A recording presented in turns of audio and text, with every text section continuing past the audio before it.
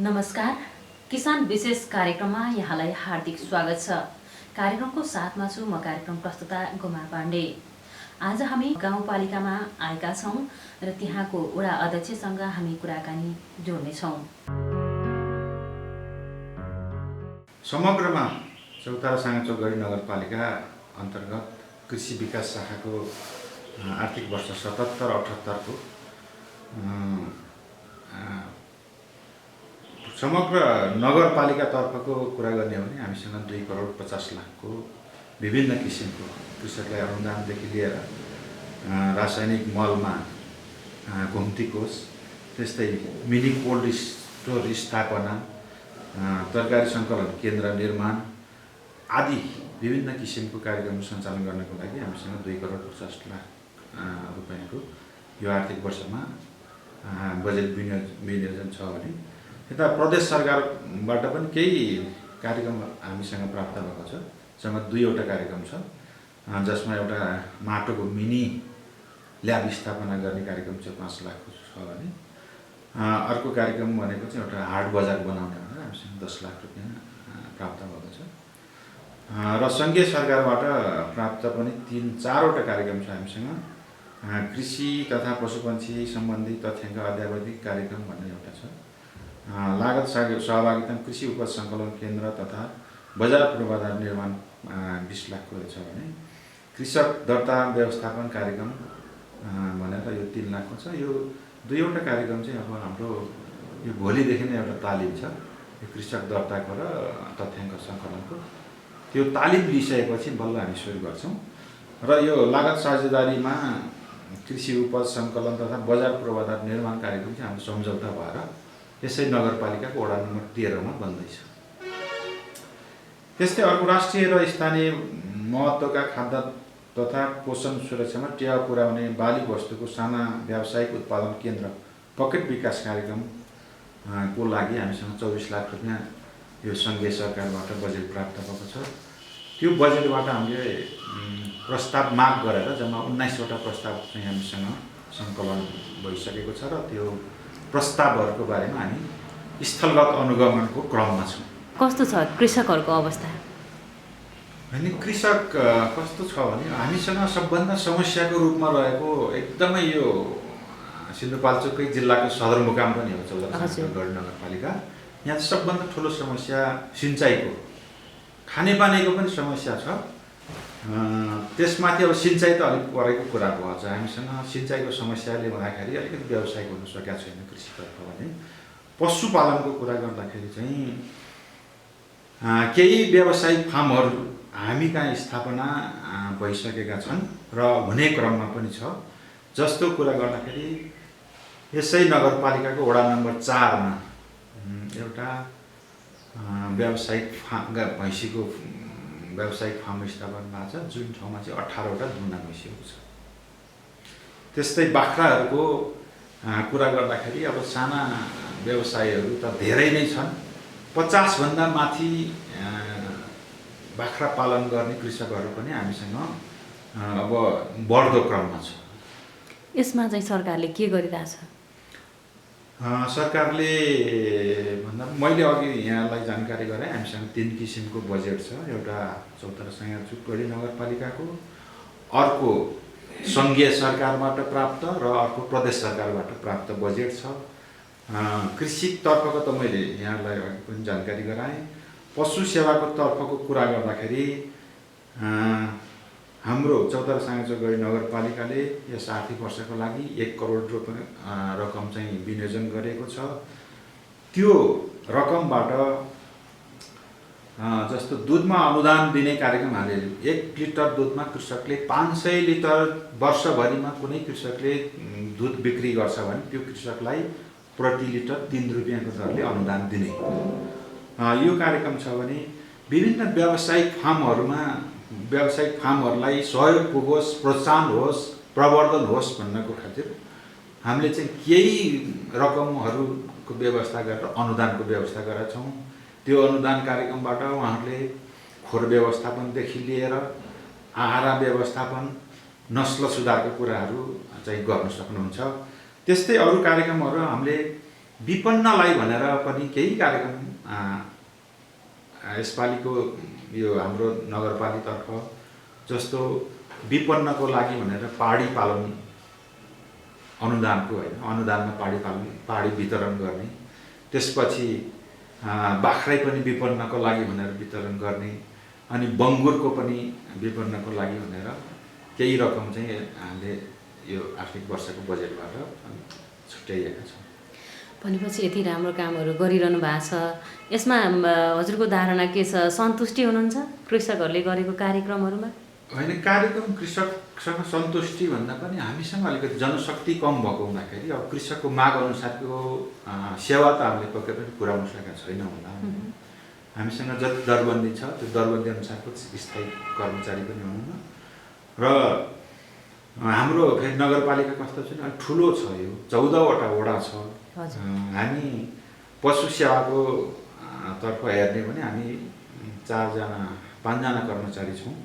हाम्रो यहाँबाट औषधि वितरण कक्षबाट दैनिक रूपमा औषधि पनि वितरण गर्नुपर्छ र हामीलाई तोकिएको कार्यक्रमहरू पनि हामी समयमै पुरा गर्नुको लागि पहल गर्नुपर्छ। यो हिसाबमा चाहिँ हामीलाई असाध्यै खड्केको चाहिँ दरबन्दीको कमी अथवा जनशक्तिको कमी। अब दरबन्दी त छ तर जनशक्ति अनुसारको जनशक्ति हामीसँग भएन।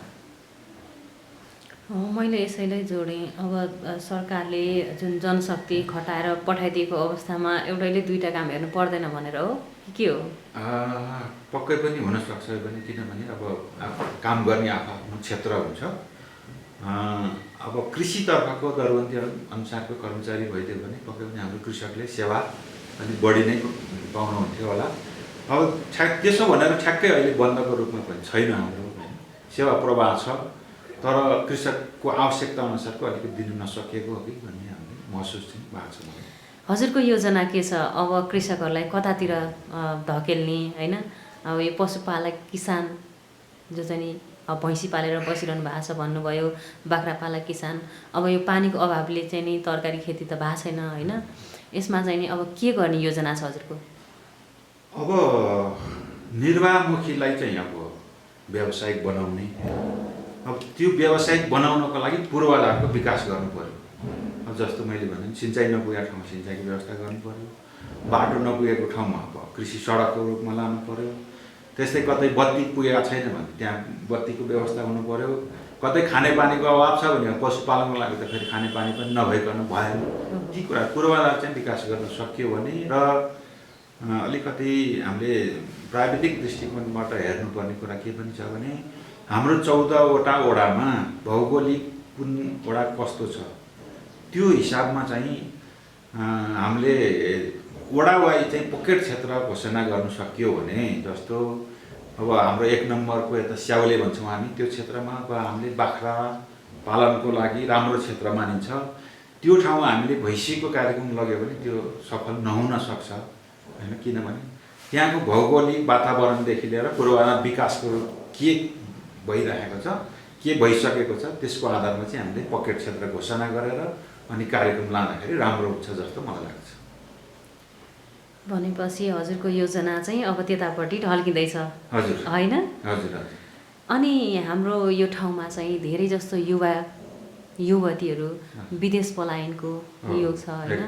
अहिले अब एउटा परिवारमा 5 जना हुन्छन्, बच्चा बच्चीलाई धरि उसैको आय आर्जनबाट चाहिँ नि पाल्नुपर्ने अवस्था छ होइन? त्यो अवस्थालाई चाहिँ नि मध्यनजर गर्दै अब यो कृषि शाखा तथा पशु शाखाले चाहिँ नि हजुर एउटा प्रमुख भएको नाताले चाहिँ त्यस्ता युवाहरूलाई विदेश पलायन नहुनको लागि रोक्नको लागि चाहिँ कस्तो खालको चाहिँ नि कार्यक्रम गर्न पाए हुन्थ्यो जस्तो लागेको छ? हस्, यो धेरै राम्रो प्रश्न गर्नुभयो। एकदमै अहिले अब यो समस्या भन्ने कि अब रोजगारीको यो बेरोजगारको नतिजा भन्ने हो होइन? धेरै युवा शक्ति चाहिँ अब विदेशै पलाइन्छ। त्यसमा पनि अब यो कोभिडले त पक्कै पनि सबैलाई असर पारेकै छ। यो विदेश पलायन हुनबाट कम गर्नको लागि अथवा जोगाउनको लागि चाहिँ नगरपालिकाले पनि केही प्रोग्रामहरू हामीले कृषि र पशु सेवातर्फ राखेको छौँ। जस्तो भन्नुहुन्छ भने कोही व्यवसायी कृषिमा अथवा पशुपालन गर्छु भनेर बैङ्कबाट ऋण लिन चाहनुहुन्छ भने उहाँहरूको लागि हामीले ब्याज अनुदान दिने भनेर एउटा कार्यक्रम पनि राखेको छौँ। त्यो कार्यक्रममा अब नियमित रूपमा जति कृषकले लिइराख्नु भएको छ त्यसमा त हामी ब्याज उपलब्ध गराउने नै छौँ होइन। त्यसको अलावा अहिले हामी नेपाल बैङ्क लिमिटेडसँग पनि एउटा सम्झौता गरेर 2% ब्याजमा चाहिँ कर्जा उपलब्ध गराउने भनेर त्यतातिर पनि अब हाम्रो युवा शक्तिलाई व्यावसायिकरण गर्नको लागि अथवा व्यवसाय स्थापना गर्नको लागि यो कार्यक्रम पनि हामीले राखेका छौँ। अन्त्यमा हाम्रा किसानहरूलाई चाहिँ केही भन्न चाहनुहुन्छ? भन्नुपर्ने कुराहरू त धेरै छ होइन। अब कृषकहरू एकदमै यो कृषि कर्म भनेको चाहिँ असाध्य दुःखको पेसा हो। त्यो पेसा दुःख भएर पनि अब कृषि उत्पादनै भएन भने हामीलाई अब मसँग पैसा छ भने पैसा खाएर त भएन, खानेकुरा त उत्पादन गर्नै पर्यो।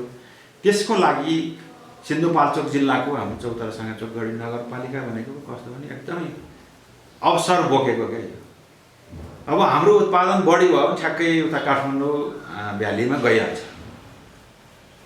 बजारको त्यति समस्या नभएको यो ठाउँ जस्तो अहिले मैले कुरा गर्नु पर्दाखेरि अहिले हामीसँग 1200-1500 लिटर दैनिक दुध काठमाडौँ जान्छ। त्यस्तै किसिमको खसी बोका पनि हामी दैनिक रूपमा 8-10वटा गइरहेको हुन्छ। त्यस्तै ब्रोइलर कुखुरा पनि हामी निर्यात गर्न सकेका छौँ यहाँबाट। र हामीसँग अलिकति कमी भएको भने चाहिँ अन्डा दिने कुखुराहरू चाहिँ अलिकति कमी छ। त्यतापट्टि पनि हामीले ध्यान पुर्याउनु पर्छ होला। र कृषक दाजुभाइ दिदीबहिनीहरूलाई म एउटा अनुरोध के गर्न चाहन्छु भने तपाईँहरूले पनि निर्वाहमुखी मात्रै नभइकन अलिक व्यावसायिक पेसा गरौँ। आफ्नो क्षेत्रमा के हुन्छ त्यतातिर मात्रै हामीले खेती किसानी गर्ने सुरु गरौँ होइन। जहाँ आफूलाई इच्छा लाग्यो भन्दैमा हावापानीले नदिएको ठाउँमा त्यो कुरोलाई हामी जबरजस्ती पालन गर्ने अथवा खेती गर्ने चाहिँ पक्कै पनि हामी प्राविधिक दृष्टिकोणले त्यो मिल्दैन जस्तो लाग्छ। त्यसकारण थप सल्लाह जानकारीको लागि हामी यहाँ नगरमा बसेको छौँ। हाम्रो क्षमताले भ्याएसम्म हामी सल्लाह उपलब्ध गराउँछौँ। हाम्रो क्षमताले भ्याइएन भने माथिल्लो निकायसँग समन्वय गरेर भए पनि हामी तपाईँहरूकै सेवाको लागि सदैव तत्पर छौँ। यो नगरपालिकाको गतिविधि अब यो 4 वर्ष पार गरिसक्यो हामीले। 4 वर्षभित्रमा गरेको कामहरू जुन मैले बोलेको थियो, जुन यो नगरपालिकाको कुर्सीमा बस्ने बाल गर्ने दिनमा मैले के बोलेको थियो भने नम्बर 1 मा यो 2072 सालको भूकम्पले एउटा थङथिल भएको नगरपालिकालाई यो सबै जनताहरू टावरमा बसिरहेछ, टावरबाट म छिटोभन्दा छिटो घरमा लाने प्रतिबद्धता मैले जनाएको थिएँ नम्बर 1 मा। नम्बर 2 मा यो चौतारा साँझुकटी नगरपालिकामा काठको पोलहरू मुक्त गर्छु भने चाहिँ मैले बोलेको थिएँ। नम्बर 3 मा वडा कार्यालयसम्म चाहिँ सबै वडा कार्यालय 14वटा वडा छ, वडा कार्यालयसम्म कालोपत्री पुर्याउने भन्ने अभियानको साथमा लागेका थिएँ। त्यसका साथसाथै अहिले विभिन्न नगरपालिका भवन निर्माण गर्छु, 14वटा वडा कार्यालय निर्माण गर्छु।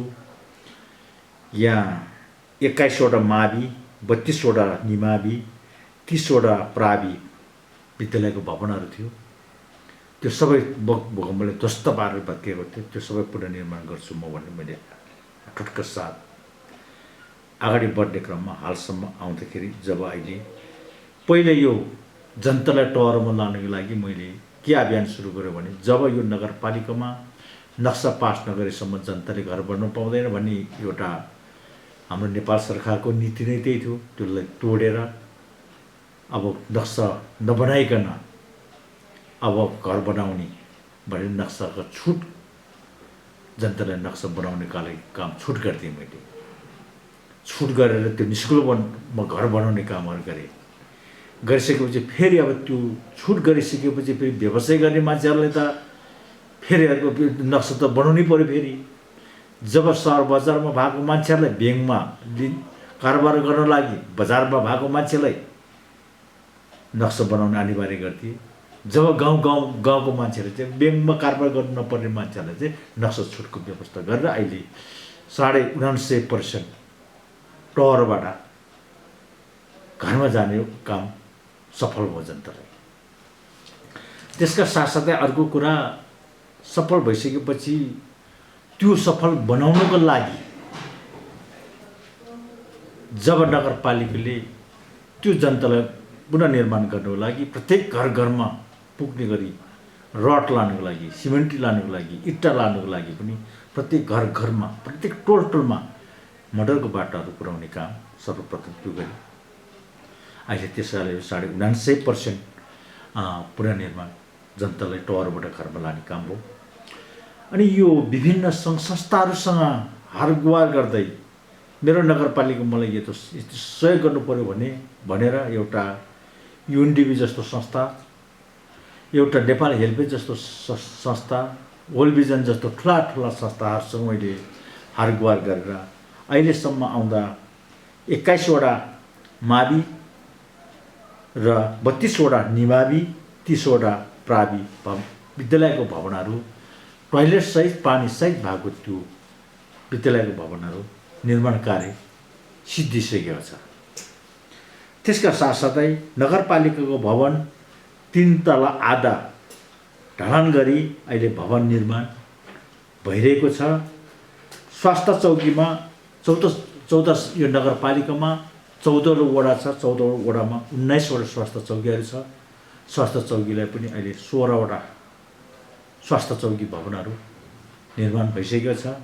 14वटा वडामा 14वटा वडा कार्यालयहरू पनि सबै निर्माण गर्ने कामहरू भइरहेको छ। त्यसका साथसाथै मठ मन्दिरको कुरामा गर्दा हिन्दूको मन्दिर, बुद्धिस्टको गुम्बा, क्रिस्चियनको चर्च, मुस्लिमको मस्जिद सबैले मैले धर्मको त्यो भेदभाव नगरिकन जब त्यो धेरैभन्दा धेरै त्यो चर्चहरू निर्माण भइसकेका छ, मन्दिरहरू पनि निर्माण भइसकेका छ, त्यो क्रम जारी छ। हेर्नुहोस्, त्यसका साथसाथै चौतारा साँझोगढी नगरपालिकाभित्र 99% काठको पोल पनि मुक्त भइसकेका छ। त्यो काठको पोल मुक्त भएर पनि फेरि अब केबल लाइन, कालो तार, नाङ्गे तार झिकेर कालो तारको अभियानहरू सुरु गरेको छ।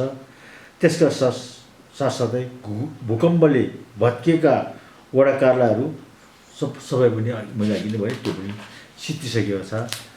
त्यसका साथै चौतारा साँझोगढी नगरपालिकाले 34वटा कानुनहरू निर्माण गरेको छ। निर्माण गरेको छ। 14 वडामा नगर स्तरीय योजनाहरूको डिपिआर पनि सबै सिद्धाएको छ। अहिले नगरको गुरु योजना बनाउने काम भइरहेको छ।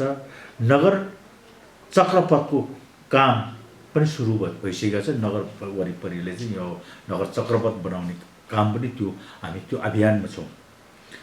14वटा वडा कार्यालयसम्म कालोपत्रे पुर्याउने काम त्यो जारी छ। नम्बर 1मा एक नम्बर वडा चौतारा स्याउली त्यो अब कालोपत्र भइसकेको छ 1 नम्बर वडाको। 2 नम्बर वडाको 9 बिसी सेरा त्यो ढलान कालोपत्रे हुँदैछ।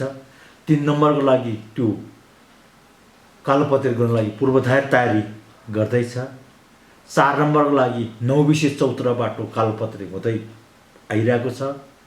5 नम्बरको लागि यहाँ भइभरको चौतारा सहर बजारभित्र रहेको सम्पूर्ण कुनै रोड खाली छैन। कालोपत्रे र गल्लीमा सबै ढलानहरू काम सदरमुकाम भएको कारणले यो पनि सम्पन्न भइसकेको छ। त्यसको साथसाथै 6 नम्बरमा यो चौतारा गोङरातीसम्म ढलान, गोङराती मन्दिरसम्म जानुलाई ढलान कामहरू गर्दैछ, त्यो निर्माण कार्य जारी छ। 7 नम्बर वडामा चौतारा सानसिरवारी शिवघाट बाटोको लागि अब अहिले वैशाख अब चैतबाट सुरु हुन्छ। पूर्वधार तपाईँ तयारी भइसकेको छ। कालोपत्र अब सुरु हुन्छ, त्यो टेन्डर भइसकेको छ। 8 नम्बरमा त्यसको विकल्पमा अब 8 नम्बर वडा कार्यालय चाहिँ पुरानै यो सडकमा भएको कारणले त्यसको विकल्पमा चौतारा मेलचौर चिलाउने भुइँसी मोटर बाटोको लागि त्यो कालोपत्रको तयारी हामी गर्दैछौँ। 8 नम्बरको। 9 नम्बरमा जलकिनी जितपुर कालो बाटो त्यो अहिले निर्माण हुँदैछ, कालोपत्र भइरहेको छ। 10 नम्बरमा जलकिनी वडा कार्यालयको त्यो कालोपत्र निर्माण भइसक्यो। 11 नम्बरमा नर्सरी वडा कार्यालय त्यो कालोपत्र भइसक्यो 11 नम्बरमा। 12 नम्बरमा यो सडकमै वडा कार्यालय परेको कारणले उसको फेरि त्यसको विकल्पमा उसको अरू वडालाई कालोपत्र दिएपछि उसलाई पनि दिनु पर्यो भएको कारणले अहिले त्यो कालोपत्र चाहिँ साँचोक भन्ज्याङ छोटे टाढा मोटर बाटोको लागि त्यो कालोपत्र सुरु हुँदैछ। त्यसका साथसाथै 13 नम्बर वडाको लागि चाहिँ जलकिनी ठुलसिवारे कुण्डला त्यो कालोपत्र धमधम भइरहेको छ। 14 नम्बरको लागि डडुवा साँचोक भन्ज्याङ डडुवा मोटर बाटो त्यो कालोपत्र हुने कामहरू जारी छ, त्यो हुँदैछ। त्यसका साथसाथै अब हामीले त्यो कालोपत्रको काम त्यसरी गरिरहेको छ। खानेपानी तर्फमा हामीले चौतारा साँझगढी नगरपालिकाको आम धारणामा अबको धारणामा एक घर एक कार्यक्रम अगाडि बढेको छ। एक घर एक धाराको कार्यक्रम अगाडि बढाएको छ। खोल्चाखोल्चीमा भएको पुरानो मुहानलाई संरक्षण गरी ट्याङ्की बनाई टोलमा धारा वितरण गर्ने काम गरिएको छ। त्यसका साथसाथै पुरानो मुहान नभएको ठाउँमा जब भूकम्पले 72 सालको भूकम्पले अहिले के छ भने हिजो गाउँ बस्तीभन्दा मुहान खानेपानी मुहान माथि थियो, अहिले त्यो भूकम्पले गर्दाखेरि गाउँ माथि र खानेपानी मुहान तलतिर सरेको कारणले अहिले सबै ठाउँमा चाहिँ लिफ्ट सिस्टमबाट नै एउटा एक घर एक धाराको अवधारणा ल्याएर हामी अगाडि बढिरहेका छौँ। कृषिमा थोपा सिँचाइ कार्यक्रमलाई अनुदान दिने कामहरू गरेका छ। अब हामीले त्यसको थोपा सिँचाइको लागि एउटा 200 थान थोपा सिँचाइ गरेको छ। त्यसको लागि 5 लाख अनुदान दिने काम छ। त्यो अब त्यो कृषिको हाम्रो कृषि प्रमुखले भनिसक्नुभयो होला, त्यसको लागि यो धेरै व्याख्या गर्नु नपर्ला मैले होइन। भेटनरीको त्यस्तै छ। त्यसै गरी चाहिँ अब पशुको लागि त्यो अघि भनिसक्नुभयो होला। त्यसका साथसाथै शिक्षातर्फ गुणस्तरीय शिक्षाको लागि हाम्रो नगरपालिकाले शिशु कक्षा पढाउने शिक्षकलाई 2000 रुपियाँ भत्ता दिने काम गरेको छ। शिशु कक्षा पढाउने कामलाई मासिक रूपमा दिने गरेको छ। मावि सञ्चालन भएको दरबन्दी नभएको विद्यालयमा माविको दरबन्दी दिने कामहरू गरेको छ। नगरपालिकाभित्र प्राविधिक शिक्षा विज्ञान गणित पढ्ने विद्यार्थीलाई 56 जनालाई छात्रवृत्ति 2,50,000 25,000 एकजना विद्यार्थीले छात्रवृत्ति दिने कामहरू गरेको छ। नगर स्तरीयको उत्कृष्ट छात्रलाई 30 जनालाई 25,000 दरले पुरुषलाई पनि त्यसै गरी उत्कृष्ट विद्यार्थीलाई त्यसरी दिने काम गरेको छ। र त्यसका आधारभूत विद्यालय माध्यमिक विद्यालय र मध्ये कक्षा 8 र 12 मा उत्कृष्ट नतिजा ल्याउने विद्यार्थीहरूलाई प्रोत्साहन स्वरूप सम्मान गर्नेलाई हामीले 25 लाख रुपियाँ चाहिँ पैसा छुट्याएको छ उसले प्रोत्साहन दिनुको लागि। चौतारा क्याम्पसलाई 4 लाख छुट्याएको छ। जुगल क्याम्पसलाई 4 लाख छुट्याएको छ र जलविधि भेली क्याम्पसलाई पनि यो क्याम्पसलाई पनि अब हामीले छोड्नु हुँदैन भनेर त्यो पैसा अनुदान दिने पैसाहरू छोडेको छ। गोल्डन ह्यान्डसेकको व्यवस्था गरेका छ। जब यो पुरानो शिक्षाहरू जागिर छोड्नु पनि नसक्ने, पढाइरहने गुणस्तरीय शिक्षा पनि दिनु नसक्ने पुरानो भइसकेपछि त्यसलाई चाहिँ गोल्डन ह्यान्डसेकको व्यवस्था गरेका छ।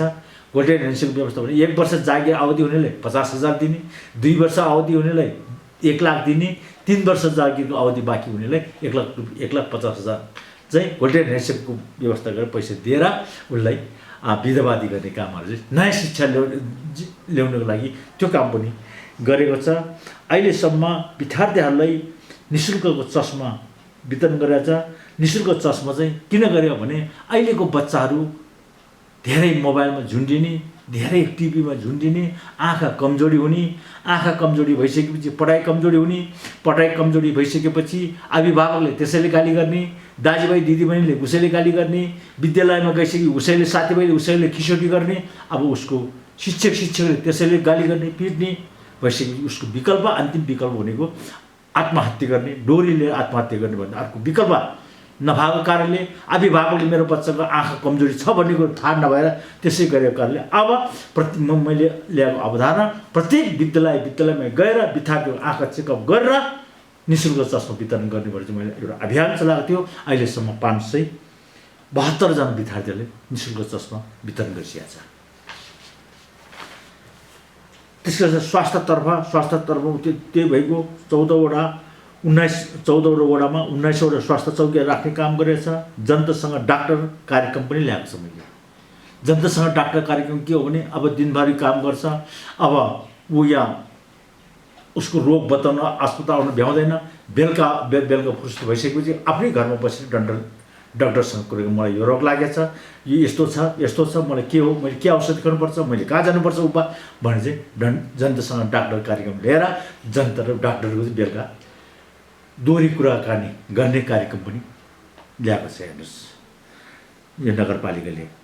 त्यसले सुत्केरी हुने महिलालाई अस्पतालसम्मको लागि एम्बुलेन्स भाडा नगरले बिहोरेको छ। त्यो किन बिहोरेको भन्दा हिजोको परम्परा चाहिँ एउटा सुत्केरी हुने टाइम भइसक्यो, एउटा धामी लिएर झाँक्री लिएर धूप सल्काइ बस्ने, सुत्केरी हुनेलाई बाट त्यो क्षति हुने भएको कारणले अब त्यसको लागि लोभ लाग्ने गरी चाहिँ धूप सल्काउने होइन, अब तुरन्त अस्पताल जाने, त्यसको गाडी भाडा अब नगरले बिहोर्ने भनेर त्यो एम्बुलेन्स भाडा नगरबाट चाहिँ एम्बुलेन्स भाडा दिने कामहरू अझ गरेका छ। फेरि अनि अर्को कुरो एउटा फेरि अब नगरपालिकाको नीतिभित्र बसेर नीतिले पालना गरेर सुत्केरी हुन लागि अस्पतालमा जानु भनेको त्यो अभिभावकको घरमा गएर सुत्केरी हुनु हो। अभिभावकको घरमा गएर सुत्केरी भइसकेपछि उसलाई एउटा कुखुरा पोषणको लागि दिनुपर्छ भनेर त्यहाँ एम्बुलेन्सबाट छुट्टै दिने, अनि त्यहाँ फेरि अस्पतालमा आइसकेपछि उसले एउटा कुखुरा पनि पोषणको लागि दिने कामहरू आज नगरपालिकाले गरेका छ। महिला स्वयंसेवीकोलाई एउटा नगरमा नगरमा आइसकेपछि 1000 रुपियाँ भत्ता दिने काम गरेका थिएँ। अहिले फेरि 600 रुपियाँ दिएर एउटा महिला स्वयंसेवीकोलाई 1600 भत्ता दिने त्यो मोबाइल खर्च दिने कामहरू गरेछ। मुख्यतः महिला स्वयंसेवीको नै रहेछ कि जनताको आँगनमै पुग्ने, डाक्टर त पुग्दैन, उसले नै अब सबै अब प्रशिक्षणहरू सबै दिनुपर्ने उसले दिएको कारणले पनि अब महिला स्वयंसेवक नै महत्त्वपूर्ण व्यक्तित्व रहेछ भनेर चाहिँ उसलाई अहिले 1600 रुपियाँ मोबाइल खर्च भत्ता दिने कामहरू प्रत्येक घरमा पुगोस् भने चाहिँ प्रोत्साहन स्वरूप 1600 महिनाको 1600 रुपियाँ दिने काम नगरपालिकाले गरेको छ। त्यसका साथसाथै 1600 के का लागि भन्दा गर्भवती महिलालाई 4 पटकसम्म गर्भजात गर्न लागि उसले प्रशिक्षण दिनको लागि गाउँमा गएर त्यो दिनको लागि त्यो 1600 दिएको। वृद्धाश्रममा खाना अब भोलि अब हामी पनि अब फेरि अब अहिलेको जुगमा अब आफू यो ठाउँमा हुँदैसम्म एउटा नीति बसाइराख्नुपर्छ भनेर भोलि मेरो पनि के छ भने अब नातिहरू त सबै अब विदेश गइसकेका छ।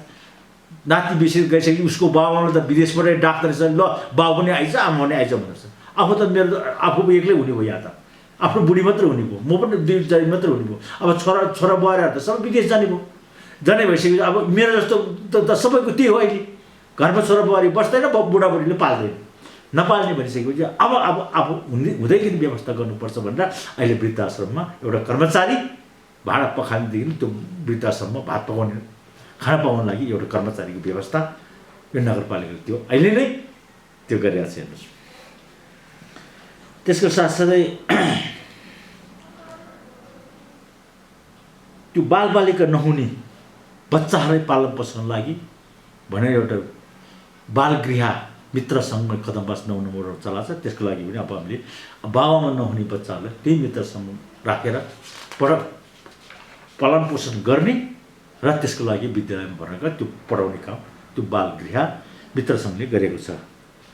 रोजगारको लागि अब हामीले वैदेशिक रोजगारबाट फर्केका गाउँमै बेरोजगार गर्ने बसेका दाजुभाइ दिदीबहिनीहरूलाई रोजगार दिलाउनु लागि चाहिँ नगरबाट 1 करोड पैसा छुट्याएको छ। नगरबाट 1 करोड पैसा छुट्याएर फेरि त्यो 1 करोड पैसा नेपाली ब्याङ्कमा चाहिँ गएर साझेदारी गरेर नेपाली ब्याङ्कको 1 करोड र नगरपालिकाको 1 करोड 2 करोड पुँजी बनाएर त्यो विदेशबाट फर्केको 6 महिनाभन्दा बढी बस्न नपाउने उनीहरूलाई छनौट गरेर त्यसका साथसाथै फेरि अब बेरोजगार गरी बसेको दाजुभाइ तथा दिदीबहिनीलाई एउटा व्यवसाय गरेर खाओस् भनेर 2% ब्याजमा त्यो ऋण दिने कामहरू नगरपालिकाले गरिरहेको छ हेर्नुहोस्।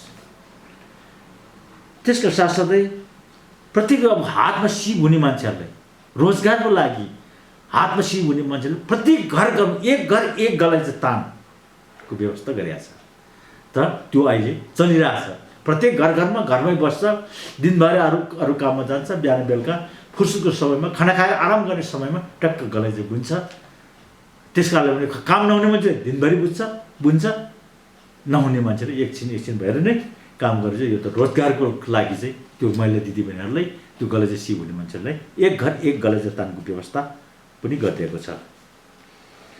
एउटा त्यसै गरी अनि अहिले एउटा रोजगारको लागि पनि गार्मेन्ट चलाउनेलाई वासिङ मेसिनको व्यवस्था पनि गरिदिएको छ। गार्मेन्ट उद्योग पनि यहाँ चलाएको चाहिँ वासिङ मेसिन, त्यो गार्मेन्टले त वासिङ मेसिन चाहिन्छ, त्यसको लागि 20 लाख रुपियाँ दाम चाहिँ नगरपालिकाले छुट्याउने कामहरू गरेको छ।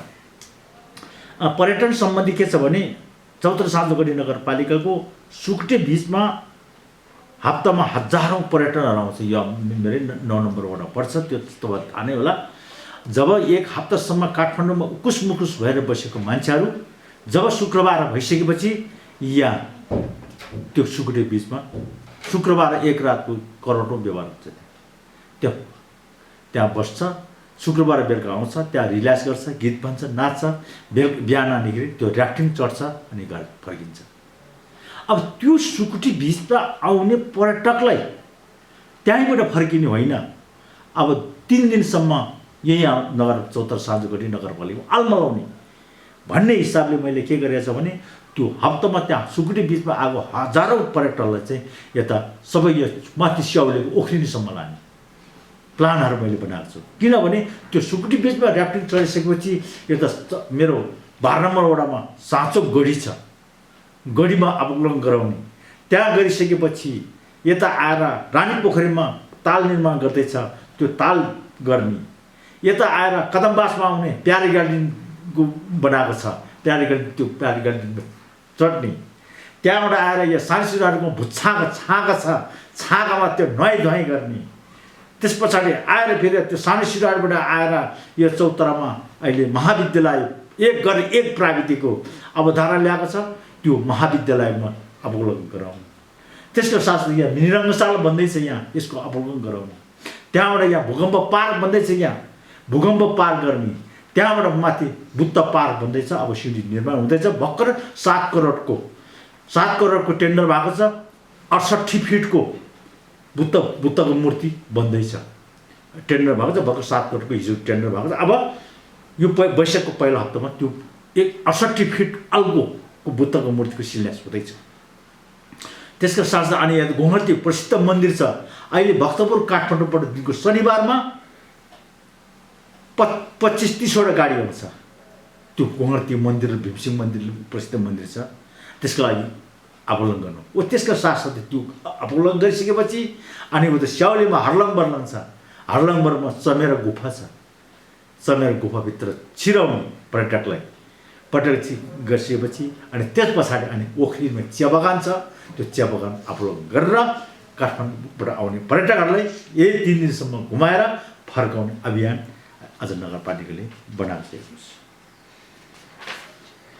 त्यसको साथै अब चौतारा साँझोगढी नगरपालिकाको व्यवसायिकको रूपमा के छ भने खाद्यान्न किराना पसल 212 वटा छ, व्यापारी वस्तु अन्य सेवा 260 वटा छ, पेट्रोलियम पदार्थको 2टा छ, फर्निचर उद्योग 33 वटा छ, कृषि तथा पशुजन्यमा 425 वटा छ, घरेलु उद्योगमा 49 वटा छ, होटल व्यवसाय एन्ड रिसोर्ट 119 वटा छ, द्वितीय खेल सेवा शाखा 16 वटा, उत्पादनमूलक उद्योग 2 वटा, क्रसर उद्योग 6 वटा र सप्लाई 37 वटा, स्वास्थ्य सेवा 20 वटा र सेवा उद्योग 4 वटा उद्योगहरू यति चौतारा साँझोगढी नगरपालिकामा यति पुरा छ। यसलाई प्रमोट गर्दै आज उद्योगहरू बन्द गर्दैछ। त्यसका साथसाथै अब गरेको छ ओ अघि अब अर्जुन सरले भन्नुभयो कि भएन, अहिले अब यो कृषि र भेटनरीमा 10 वटा तरकारी पकड क्षेत्रहरू छ, त्यसलाई सम्पूर्ण त्यो अब व्यवस्था नगरपालिकाले गरिएको छ। एउटा 5वटा भन्दा दुना भैँसी बढी पाल्नेलाई चाहिँ अब 1 लाख रुपियाँ अनुदान दिने गरेको छ। गरिबभन्दा गरिबलाई 80% अनुदान दिएर एउटा थोरै भैँसी पाल्ने काम गरेको छ। 5वटा भन्दा बढी थोरै भैँसी पाल्नेलाई त्यो अनुसार अनुदान दिएको छ। 20वटा भन्दा बढी बाख्रा पाल्नेलाई माउ बाख्रा पाल्नेलाई त्यो अनुसार अनुदान दिने काम गरेको छ। 500वटा अन्डा उत्पादन गर्ने कुखुरा पाल्नेलाई त्यो अनुसार दिएको छ। माछा पालन, भुङ्गुर पालन, भैँसी पालन सबैले त्यसो गरेछ। फेरि पनि अर्को किसानलाई पनि त्यो अनुदान दिँदाखेरि किसानले आफैले ठगेको कारणले अहिले अब भैँसी अनुदान दिँदाखेरि केसम्म पनि गऱ्यो भने किसानले त्यो अनुदान नपाएसम्म घरमा भैँसी बाँडिराख्ने, जब नगरपालिकाको अनुदान पाइसकेपछि भैँसी बेच्दिने त्यो काम गरेको चाहिँ अहिले यो भएन भनेर अनि अहिले दुध अनुदान दिने कामहरू नगरपालिका गरेछ। 1 लिटर बराबरको 3 रुपियाँ अनुदान नगरपालिका दिने कामहरू गरेको छ। मैले अब यो कृषि र भेटरमा अब हजुरसँग अहिले लिइसक्यो भने चाहिँ मैले धेरै गरेनौँ। त्यस कारणले त्यसको गरेको छ। अब जम्मू सहायक सडक स्तर उन्नति गर्ने काममा एउटा 40वटा सडकहरूमा चाहिँ स्तर उन्नति गर्ने कामहरू गरेको छ। जाली भर्ने, टेको पर्खा लाग्ने, पारा कटिङ गर्ने, माटो कटिङ गर्ने, सोलिङ गर्नेदेखि लिएर मेस्टरी वाल लगाउने भने 40वटा नाली बनाउने, त्यो 40वटालाई चाहिँ त्यसरी चाहिँ उन्नति कामहरूले गरेको छ। हो त्यसको साथसाथै आज हामी यो चौतारा साँझुकटी नगरपालिकाले यो स्तरले तीव्र गतिमा अगाडि बढेको छ कामको लागि। अब यो मेरो जुन मैले यो हजुरहरूलाई यो अब एउटा हाम्रो किसान टेलिभिजनलाई मैले गरेको कामहरू बताउँदाखेरि तपाईँहरू यहाँसम्म इन्टरभ्यू लिन आउनु भएकोमा यो नेपाल हाम्रो किसान टेलिभिजनले धेरै धेरै धन्यवाद दिँदै मेरो अहिले यही समाप्त हो। नेपालमा संविधान बन्यो। संविधानपछि स्थानीय तहको पुनर्संरचना भयो र त्यसपछि पहिलो निर्वाचित नगरपालिकाको म प्रमुख हो। मेलम्ची नगरपालिकाले सबभन्दा पहिले आफ्नो यसको विकासको गतिलाई अगाडि बढाउनको निम्ति मेलम्ची नगरपालिकाले गुरु योजना बनाएको छ र गुरु योजनाको आधारमा हामी अगाडि बढिरहेका छौँ। र गुरु योजनाको आधारमा अगाडि बढ्दै गर्दा हाम्रो मेलम्ची नगरपालिकाको पहिलो प्राथमिकता भनेको कृषि क्षेत्र नै हो। दोस्रो प्राथमिकता हाम्रो पर्यटन हो र तेस्रो प्राथमिकता भनेको बाँकी रहेका पूर्वाधारका कामहरूलाई यसरी हामीले अगाडि बढाइरहेका छौँ। यसरी भन्दाखेरि हामीले झन्नै अहिलेसम्म मेलम्ची नगरपालिकामा वार्षिक रूपमा सङ्घीय र प्रदेशले दिएको बजेटभन्दा बाहेक कृषि क्षेत्रमा हामीले वार्षिक रूपमा 2 करोड थप कृषि क्षेत्रका निम्ति खर्च गर्दै आएका छौँ। र पूर्वाधारको कुरा गर्दाखेरि हामीले एक घर एक धाराको कामलाई अगाडि बढाएका छौँ। यो 60% भन्दा माथि गइसकेको छ। र सडकको कुरा गर्दाखेरि हामीले मेलम्ची नगरपालिका र वडा कार्यालय जोड्ने सडक हाम्रो प्राथमिकतामा पर्छ।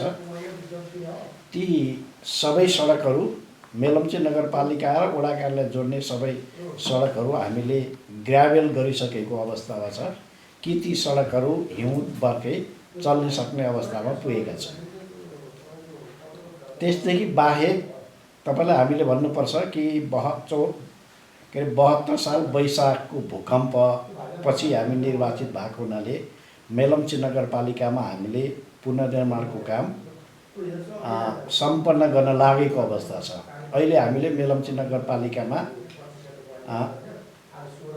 81% पुनर्निर्माणको काम सम्पन्न भएको छ र अलिकति हाम्रो मेलम्ची नगरपालिकामा 11वटा एकीकृत बस्तीहरू छन्।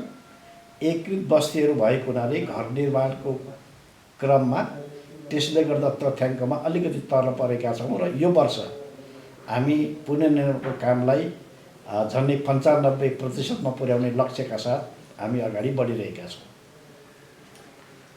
र अब कृषि क्षेत्रको कुरा गर्दाखेरि कृषि क्षेत्रमा हामीले यति बेला अब विभिन्न फलफुलका पकेट, तरकारीका पकेट, बाख्राका पकेट र भैँसीका पकेटहरू सबै वडाहरूमा समेटिने गरी हामीले पकेटका योजनाहरू अगाडि सारेका छौँ। र त्यसैले जस्तो अहिले हामी मेलम्ची नगरपालिकाबाट किबी, खास गरी मेलम्ची नगरपालिकाको 1 नम्बर, 3 नम्बर वडा र 9 नम्बर वडाबाट किबी उत्पादन भएर काठमाडौँ जाने गरेको छ। त्यसपछि मेलम्ची नगरपालिकामा हामी आउँदाखेरि कृषि क्षेत्रमा भूकम्पपछि भैँसीहरूमा ठुलो सङ्ख्यामा मर्यो। क्रमशः किसानहरूले किन्दै गएर हामीले अनुदान पनि दिन थालिसकेपछि र हामी निर्वाचित भएको पहिलो वर्षमा 14 करोडको दुध मेलम्ची नगरपालिकामा उत्पादन हुन्थ्यो, त्यो बाहिर जान्थ्यो। र अहिले यो वर्ष हामीले तथ्याङ्क लिँदाखेरि त्यो चाहिँ 50 करोडमा पुगेको छ। अर्थात् वार्षिक 50 करोड दुधको पैसा मेलम्ची नगरपालिका किसानहरूले प्राप्त गर्छन्। र सुरुमा तरकारीको कुरा गर्ने हो भने तरकारी हामीलाई मेलम्चीमा तरकारीको अभाव हुन्थ्यो। अहिले अब धेरैतिर अब त्यो पर्याप्त त छैन, तर पनि अब अलिकति यो ग्रिन हाउस बनाएर तरकारी उत्पादन काम सुरु भएको छ। तरकारी अलि केही मात्रामा, थोरै मात्रामा अहिले सहकारीको माध्यमबाट काठमाडौँको जोरपाटीमा तरकारी पुग्छ, थोरै पुग्छ। त्यो पनि अब बिस्तारै मेलम्चीबाट तरकारी बाहिर जान थालेको छ। र त्यसपछि अर्को कुरा भनेको हामीले सिँचाइको क्षेत्रमा पनि लगानी गरेका छौँ। र अहिले हामी खास गरी धानमा हामीलाई पुगेर अलिअलि बढी हुन्छ। धानमा हामी आत्मनिर्भर छौँ। र त्यसै गरी कोदो मकैमा पनि हामी आत्मनिर्भर छौँ। र अहिले हामीले यो साल प्रस्ताव गरिरहेका छौँ कि कोदो खास गरी 4 नम्बर, 5 नम्बर, 6 नम्बर र 11 नम्बर वडाहरूमा माथिल्ला क्षेत्रहरूमा कोदो उत्पादनको पकेट क्षेत्र बनाएका छौँ र तल धानको पकेट बनाएका छौँ। र खास गरी 5 नम्बर वडाको बेसी भागहरूमा हामीले मसिनो धानको उत्पादन गर्ने र अलिकति त्यो सामूहिक ढङ्गले पनि जाने हामी योजनामा छौँ। त्यो काम सुरु भएको छ। र अब यो पटक त्यहाँबाट मसिनो धानको बिउ त्यहाँ उत्पादन हुन्छ र त्यसपछि त्यहाँ हामी मिल पनि राख्छौँ। र त्यसपछि त्यसलाई चाहिँ मेलम्ची नामको ब्रान्ड बनाएर बासमती धानको चामल हामी काठमाडौँमा सप्लाई गर्ने गरी त्यो योजनाबद्ध ढङ्गले अगाडि बढिरहेको छ। र त्यो सँगसँगै अब कतिपय ठाउँहरूमा भनौँ न बाख्राका पकेटहरू छन्। क्रमशः यो खसीमा हामी आत्मनिर्भर हुने दिशामा अगाडि बढिरहेका छौँ। त्यसपछि अर्को हामीले मेलम्ची नगरपालिकाको 13 नम्बर वडामा झन्डै 500 रोपनी जमिन, सार्वजनिक जमिनलाई हामी प्लटिङ गर्दैछौँ, गरा बनाउँदैछौँ। र त्यहाँ चाहिँ हामी यो पटक सामुदायिक खेतीको रूपमा त्यहाँ सहकारीले काम गरिरहेको छ। र हामी त्यहाँ अब सुरुमा धान उत्पादन गर्छौँ। कम्तीमा पनि त्यो 500 रोपनीमा हामी धान उत्पादन गर्छौँ। र अलिकति यो पटक हामीले कृषि क्षेत्र भनौँ न, खास गरी कृषिले लगानी गरेर त्यहाँ एउटा हामी भव्य रोपाई पनि गर्ने योजनामा छौँ हामी। यसरी अलिकति कृषि क्षेत्रलाई हामी आत्मनिर्भर बनाउने दिशामा अगाडि गइरहेका छौँ। अहिले विभिन्न ठाउँहरूमा सुन्तलाका पकेटहरू छन्, त्यसपछि नास्पातीको पकेट, त्यसपछि कफीका पकेटहरू, अघि नै भने किवीका पकेटहरू, यी कुराहरू क्रमशः हामीले अगाडि बढाइरहेका छौँ। र अलिकति मैले अघि पनि भने प्रभावकारिता चाहिँ किवीमा राम्रो प्रभावकारिता देखिएको छ। त्यसपछि दुध उत्पादनमा प्रभावकारिता छ। र अहिलेसम्म सामूहिक ढङ्गले पनि भैँसी पालन गर्ने र 60-70 वटासम्म भैँसी पालेर पनि दुध उत्पादनको काम अगाडि बढिरहेको छ। यो ढङ्गले हामी त खास गरी कृषि क्षेत्रको कामलाई अगाडि बढाइरहेका छौँ। र हामीले कुखुराहरू पनि विभिन्न ठाउँहरूमा पालिएका छन्। र कुखुरा मलाई लाग्छ कुखुरा मेलम्ची नगरपालिकामा कुखुरा बाहिरबाट ल्याउने अवस्था छैन। कुखुराको मासुको निम्ति मेलम्ची नगरपालिका आत्मनिर्भर हुन खोजेको अवस्था छ। त अलिकति यो कतिपय बेलामा चाहिँ अलिकति यो कहिले चल्लाको समस्या हुने, कहिले के हुने भएका कारणले कहिलेकाहीँ चाहिँ नपुग्ने जस्तो अवस्था देखिन्छ। तर अब कुखुरा पालन मात्रै होइन, ती लोकल कुखुरा पालेर त्यसलाई ह्याचरी गरेर हामीले चल्ला वितरण गर्ने पनि योजना बनाएका छौँ। अहिले हामी चल्ला चाहिँ क्रमशः 1 देखि 5-9 वडासम्म त्यो लोकल कुखुराको चल्ला ह्याचरी गरेर ती वडाहरूमा पुर्याउने र क्रमशः त्यसलाई 13 वडामा पुर्याउने ढङ्गले पनि हामी अगाडि बढिरहेका छौँ। यस हिसाबले हेर्दाखेरि अब कृषि क्षेत्रलाई अलिकति अब केही समयपछि यसलाई साँच्चै अब परिणाममुखी हुने ढङ्गले पूर्वाधार निर्माणका कामहरू अगाडि बढिरहेका छन्। र जहाँसम्म पर्यटन विकासको दोस्रो प्राथमिकतामा रहेको कुरा छ, हामीले दुईवटा हामीले यो पदमार्ग बनाएका छौँ। एउटा 101 नम्बर पदमार्ग र अर्को 201 नम्बरको पदमार्ग। यो चाहिँ साँखु हुँदै एउटा पदमार्ग चाहिँ साँखुको भोटेचौर, हैबुङ, पाटीभन्ज्याङ, अनि त्यसपछि चाहिँ नि थकनी हुँदै यो धौले, धुसिनी चौर हुँदै मेलम्चीमा झर्छ एउटा पदमार्ग। अर्को पदमार्ग चाहिँ मेलम्चीबाट अब हामीले जहाँ चाहिँ जलवायु सम्मेलन गरेका थियौँ गुफा डाँडामा, त्यहाँसम्म अर्को पदमार्गको रूपमा विकास गरेका छौँ र त्यसमा हामीले GPS पनि हालेका छौँ। र यो कुरा चाहिँ अलिकति यो पर्यटनको काम चाहिँ जब गत सालमा कोभिड-19 आयो त्यसले अलिकति हाम्रो थला पारेको छ। अहिले हामी क्रमशः हामीसँग त्यति बेला 9वटा होमस्टेहरू स्थापित भएका थिए। अहिले ती चाहिँ अब सुक्खा परेको छ र अब क्रमशः अगाडि बढाउनुपर्छ भन्ने हामी योजनामा थियौँ। फेरि अहिले इन्डियामा कोभिड देखिन थालिसकेपछि त्यसले फेरि अर्को आतङ्क सिर्जना गरिरहेको छ। त्यसैले अहिले भर्खरै चाहिँ अब पर्यटनका कुराहरू चाहिँ नि अगाडि बढ्न सक्ने सम्भावना छैन। र पर्यटन प्रवर्धन गर्ने कुरा गर्दै गर्दाखेरि अलिकति हामीले एउटा अलिकति महत्त्वाकांक्षी योजना पनि बनाएका छौँ। हामीले यो मेलम्ची स्वप्न सरोवर भनेर हामीले एउटा परिकल्पना गरेका छौँ। त्यसको हामीले अध्ययन गराएका छौँ। अध्ययनको रिपोर्टबाट चाहिँ त्यो सम्भावना छ भन्ने कुरा आएको छ र यो पटक हामी त्यसको DPR गर्दैछौँ। सम्भावित अध्ययनको रिपोर्टले चाहिँ झन्डै अब 14 अरब लाग्ने कुरा गर्यो। त्यसपछि अहिले हामीले DPR गर्ने सन्दर्भमा चाहिँ त्यसलाई अलिकति घटाउने र अलिकति सानो बनायो भने मात्रै त्यो सम्भावना हुनसक्छ। 14 अरबको प्रोजेक्ट हामी आफैले गर्न सक्दैनौँ। यो चाहिँ कि प्रदेशले आफ्नो जिम्मेवारीमा लिन पर्यो, नभए सङ्घले गर्नु पर्यो। त्यसैले हामी कति सक्छौँ त्यसलाई कम्तीमा पनि 50% मा झार्ने गरी DPR बनाउन गइरहेका छौँ।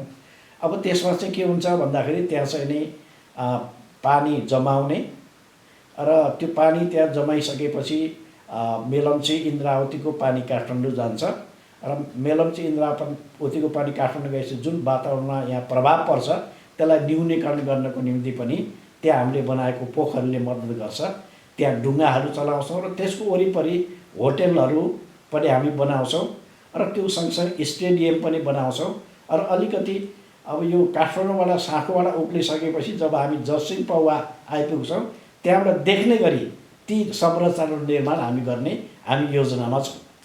अब यसैले गर्दाखेरि हामी के देख्छौँ भन्दा चाहिँ हाम्रो देशमै पनि र संसारभरिले हेर्ने हो भने पर्यटन प्रवर्धन त्यस्तो ठाउँमा धेरै भएको छ जहाँ पानी छ। पानी नभएको ठाउँमा मान्छे त्यति पुग्दैन। हुन त डाँडामा पनि मान्छे गइरहेका छन्, तर त्यहाँ चाहिँ नि पानी अभाव हुँदा पिकनिक गएका मान्छेहरू पनि पिकनिकमा पनि पेटभरि खान नपाएर फर्किन परेको अवस्था छ। त्यसैले अलिकति मानिसहरू चाहन्छन् अहिले अब विशेष गरी त काठमाडौँबाट बाहिर निस्केर हेर्ने ठाउँहरू कम छन्।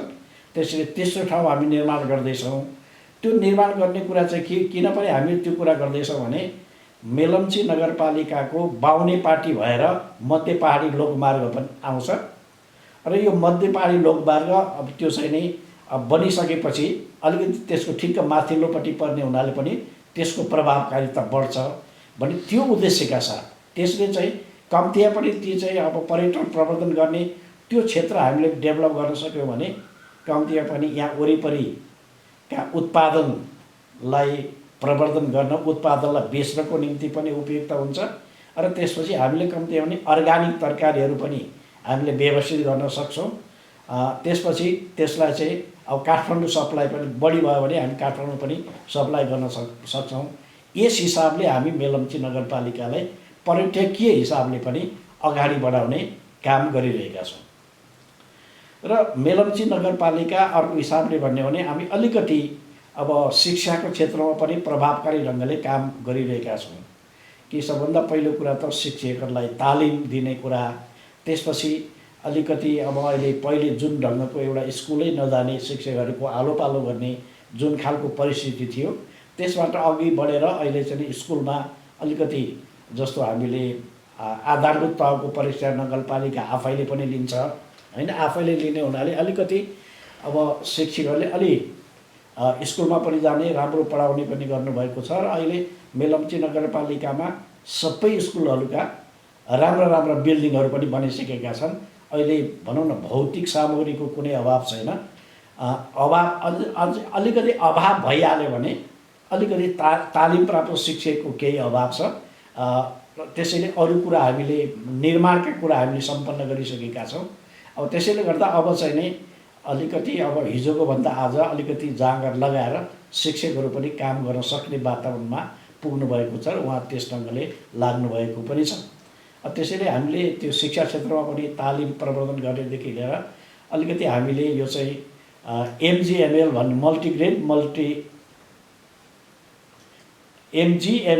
मल्टिग्रेड के भन्छ बहुकक्षा बहुशिक्षण भनौँ न, त्यस खालको कक्षा पनि हामीले मेलम्ची नगरपालिकाको 15वटा स्कुलमा सञ्चालन गरेका छौँ। त्यो अत्यन्त प्रभावकारी छ। अस्ति चाहिँ केही पत्रकार साथीहरू चाहिँ नि त्यो क्लासहरू हेर्न जानुभएको थियो। यहाँ आएर उहाँहरूले चाहिँ साह्रै खुसी व्यक्त गर्नुभयो कि त्यहाँ ती जति पनि स्कुल 15वटा स्कुलमा हामीले एमजिएमएल क्लास सञ्चालन गरेका छौँ र ती स्कुलहरूमा चाहिँ बालबालिकाहरूले राम्रो ढङ्गले शिक्षा प्राप्त गरेका छन्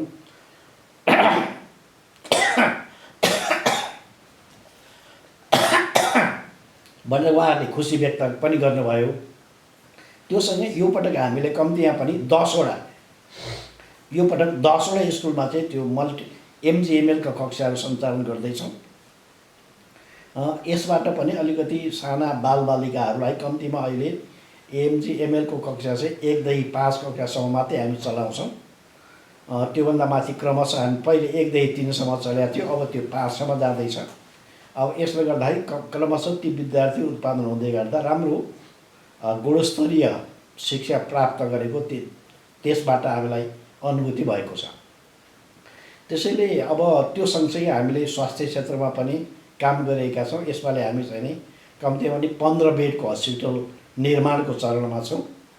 र खास गरी स्वास्थ्यको कुरा गर्दाखेरि हामीले यो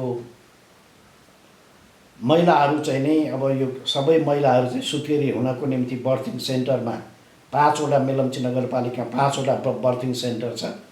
5वटा बर्थिङ सेन्टरमा आएर उहाँहरूले सुत्केरी हुनुहुन्छ र त्यसपछि उहाँहरूलाई हामीले त्यहाँ चाहिँ नि सरकारले दिने रकम त एकातिर छँदैछ कि मेलम्ची नगरपालिकाले पनि 3 महिना उहाँहरूको स्वास्थ्य सुरक्षाको निम्ति वा पोषणको निम्ति भनेर 3 महिनासम्म 1-1 हजारका दरले हामीले त्यो पैसा पनि दिने गरेका छौँ, थप पैसा। र त्यो सँगसँगै उहाँहरूलाई हामीले उहाँहरू एम्बुलेन्स चढ्नुहुन्छ भने एम्बुलेन्स पनि हामीले फ्रीमा उपलब्ध गराएका छौँ। यसरी एउटा स्वास्थ्य क्षेत्रको काम बढाएका छौँ। र हामीले जुन पिएचसी छ, पिएचसीमा अहिले हामी हाम्रो प्राथमिक स्वास्थ्य केन्द्रमा होल बडी चेकअपसम्म हुन सक्ने त्यो ढङ्गले त्यसका पूर्वाधारहरू हामीले तयारी गरेका छौँ। र त्यसैले जो कोही मान्छेले पनि त्यहाँ गएर स्वास्थ्य परीक्षण पनि गराउन सक्छ। त्यो स्थितिमा स्वास्थ्य क्षेत्रमा पनि प्रभावकारी ढङ्गले अगाडि बढाएका छौँ। र मेलम्ची नगरपालिकामा 13वटा वडा छ। 13वटा वडामध्ये हामीले पहिले 11वटा गाविस मिलेर बन्दाखेरि अब स्वास्थ्य चौकीहरू 11वटा मात्रै थिए। भनौँ न 10वटा स्वास्थ्य चौकी, एउटा पिएचसी गर्दाखेरि 11वटा मात्रै थिए। अर्को 2टा वडामा थिएन। हामीले चाहिँ त्यो 2टा वडामा पनि स्वास्थ्य चौकीको भवन निर्माण गरिसकेका छौँ। त्यसपछि त्यहाँ स्टाफ पनि राखिसकेका छौँ र त्यहाँ पनि स्वास्थ्य चौकी प्रभावकारी ढङ्गले सञ्चालन गरेका छौँ।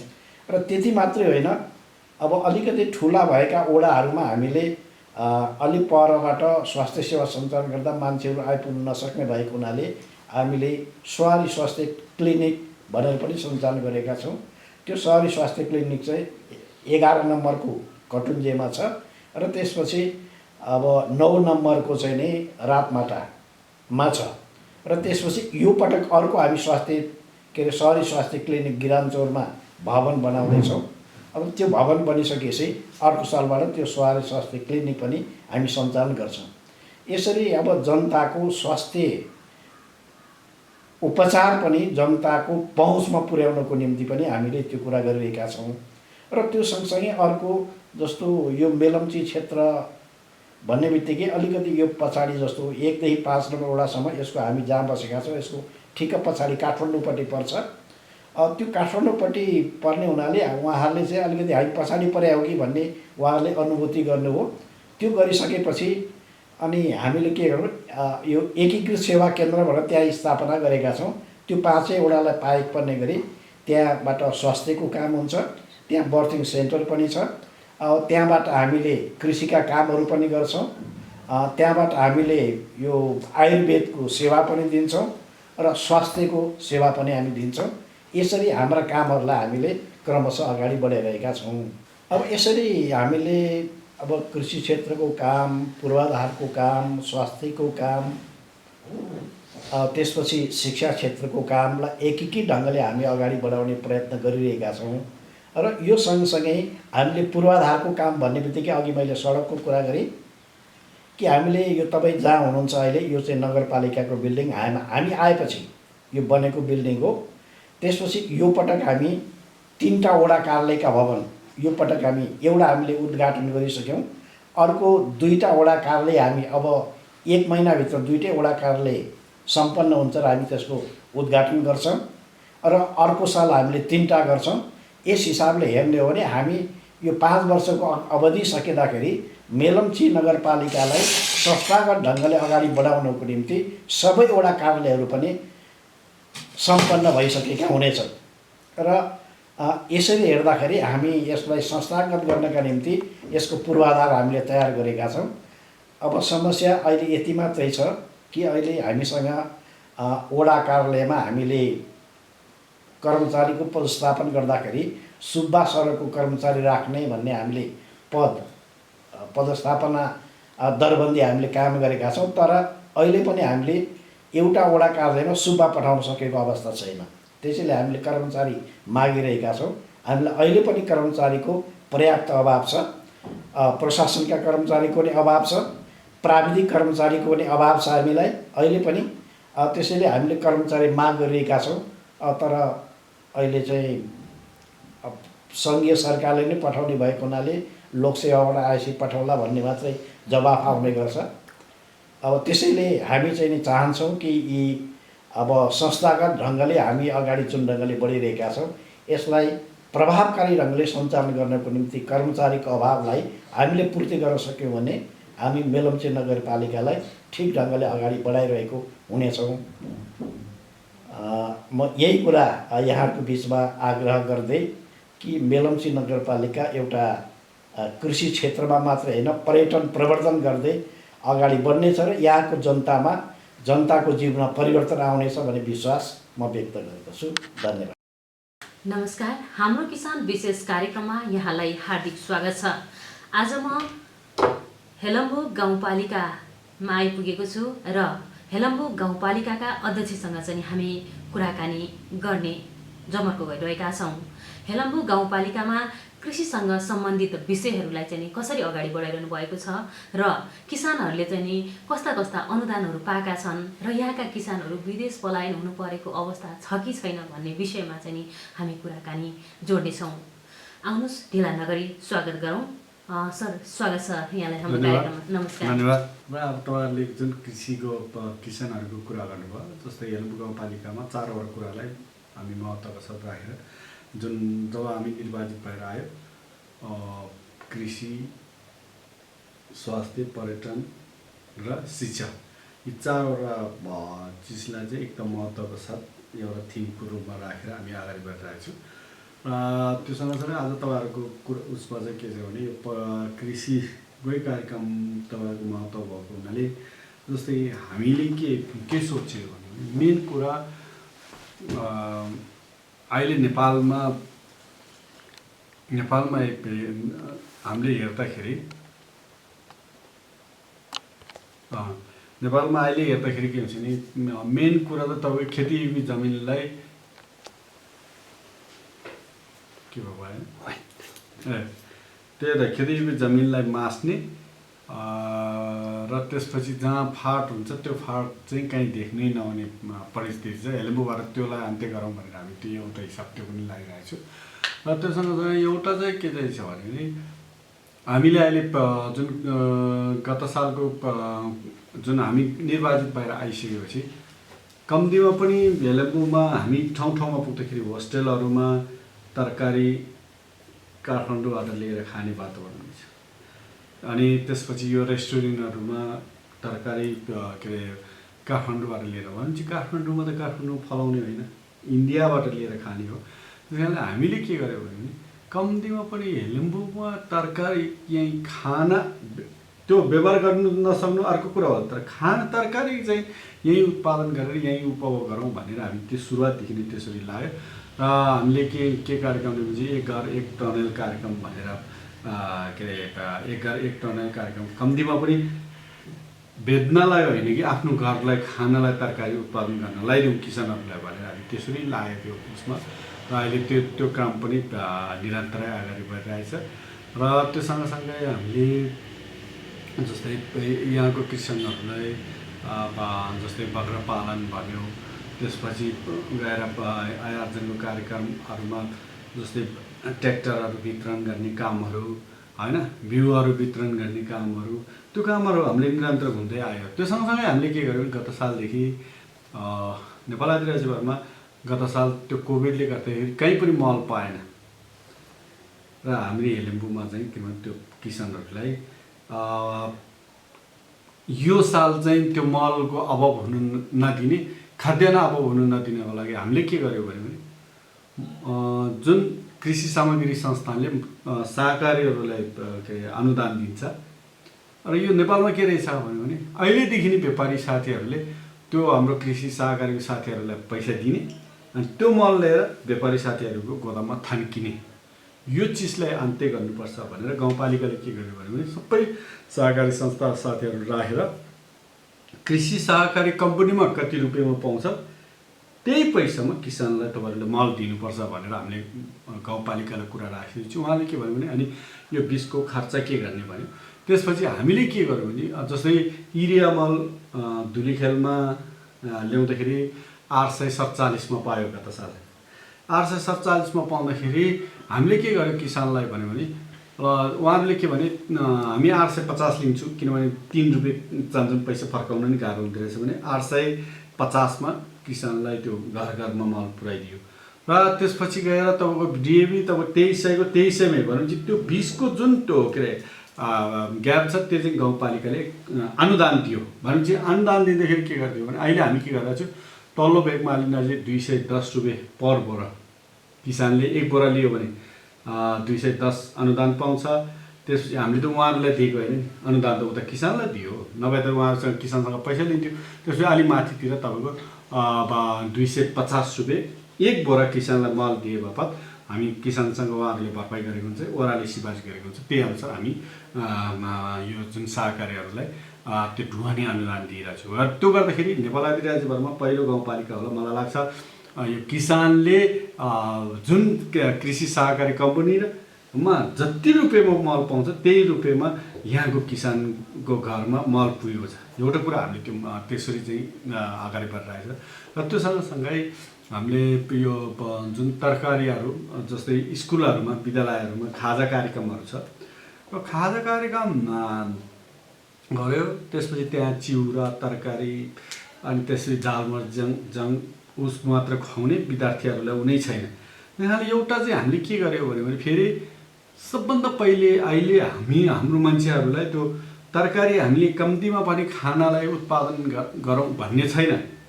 अहिले पनि तपाईँ हामी के गरिरहेको छौँ भने हामी समृद्धिको कुरा गर्छौँ। अहिले पनि तरकारी इन्डियाबाट तपाईँको 14-15 अरबको तरकारी नेपालमा भित्रिन्छ। मासु जाने वस्तु तपाईँको 14-15 अरब नेपालमा भित्रिन्छ होइन। तपाईँको के अरे त्यो के अरे दुध जाने वस्तु तपाईँको 1500, अनि प्याज गोलबेन सबै तपाईँको बाहिरबाट लिइरहेछ। भनेपछि हामी भन्न चाहिँ के गर्छौँ भने हामी समृद्धिको कुरा गर्छ, तर हामी कहाँ पुगेको छौँ भने तपाईँ हामी आफू खाने एउटा तरकारी उत्पादन गरेर खानु सकिरहेको छैन। भनेपछि कहाँबाट आउँछ समृद्धि भने हामी त्यो कुरालाई निरुत्साहित गरौँ भनेर कम्तीमा पनि स्कुल लेभलबाट नै त्यो चिजलाई जनचेतनाको रूपमा फैलाउँ भनेर हामीले के गरेको छौँ भने गत सालको एक सालको बजेट टोटल हामीले के गर्यो, त्यो स्कुलहरूमा हाम्रो 34वटा स्कुल छ सरकारी विद्यालयहरू, 2टा बोर्डिङ र 36वटा स्कुल। त्यो सबै स्कुलमा किचन गार्डन भनेर टोटल तरकारीको त्यो हामीले टनेलहरू दिएको छ। अहिले तरकारी रोपिरहेछ उहाँहरूले, तपाईँहरू नि पुग्दाखेरि राम्रो हुन्छ। जस्तै त्यो स्कुलहरूमा किचन गार्डनमा कस्तो खालको तरकारी, विद्यार्थीहरूको प्रतिक्रिया के छ त्यो तपाईँहरू नि त्यो स्कुलमा पुग्दाखेरि झन् राम्रो कार्यक्रम होला। र त्यसपछि हामीले उहाँहरू तरकारी रोपेर अनि त्यहाँबाट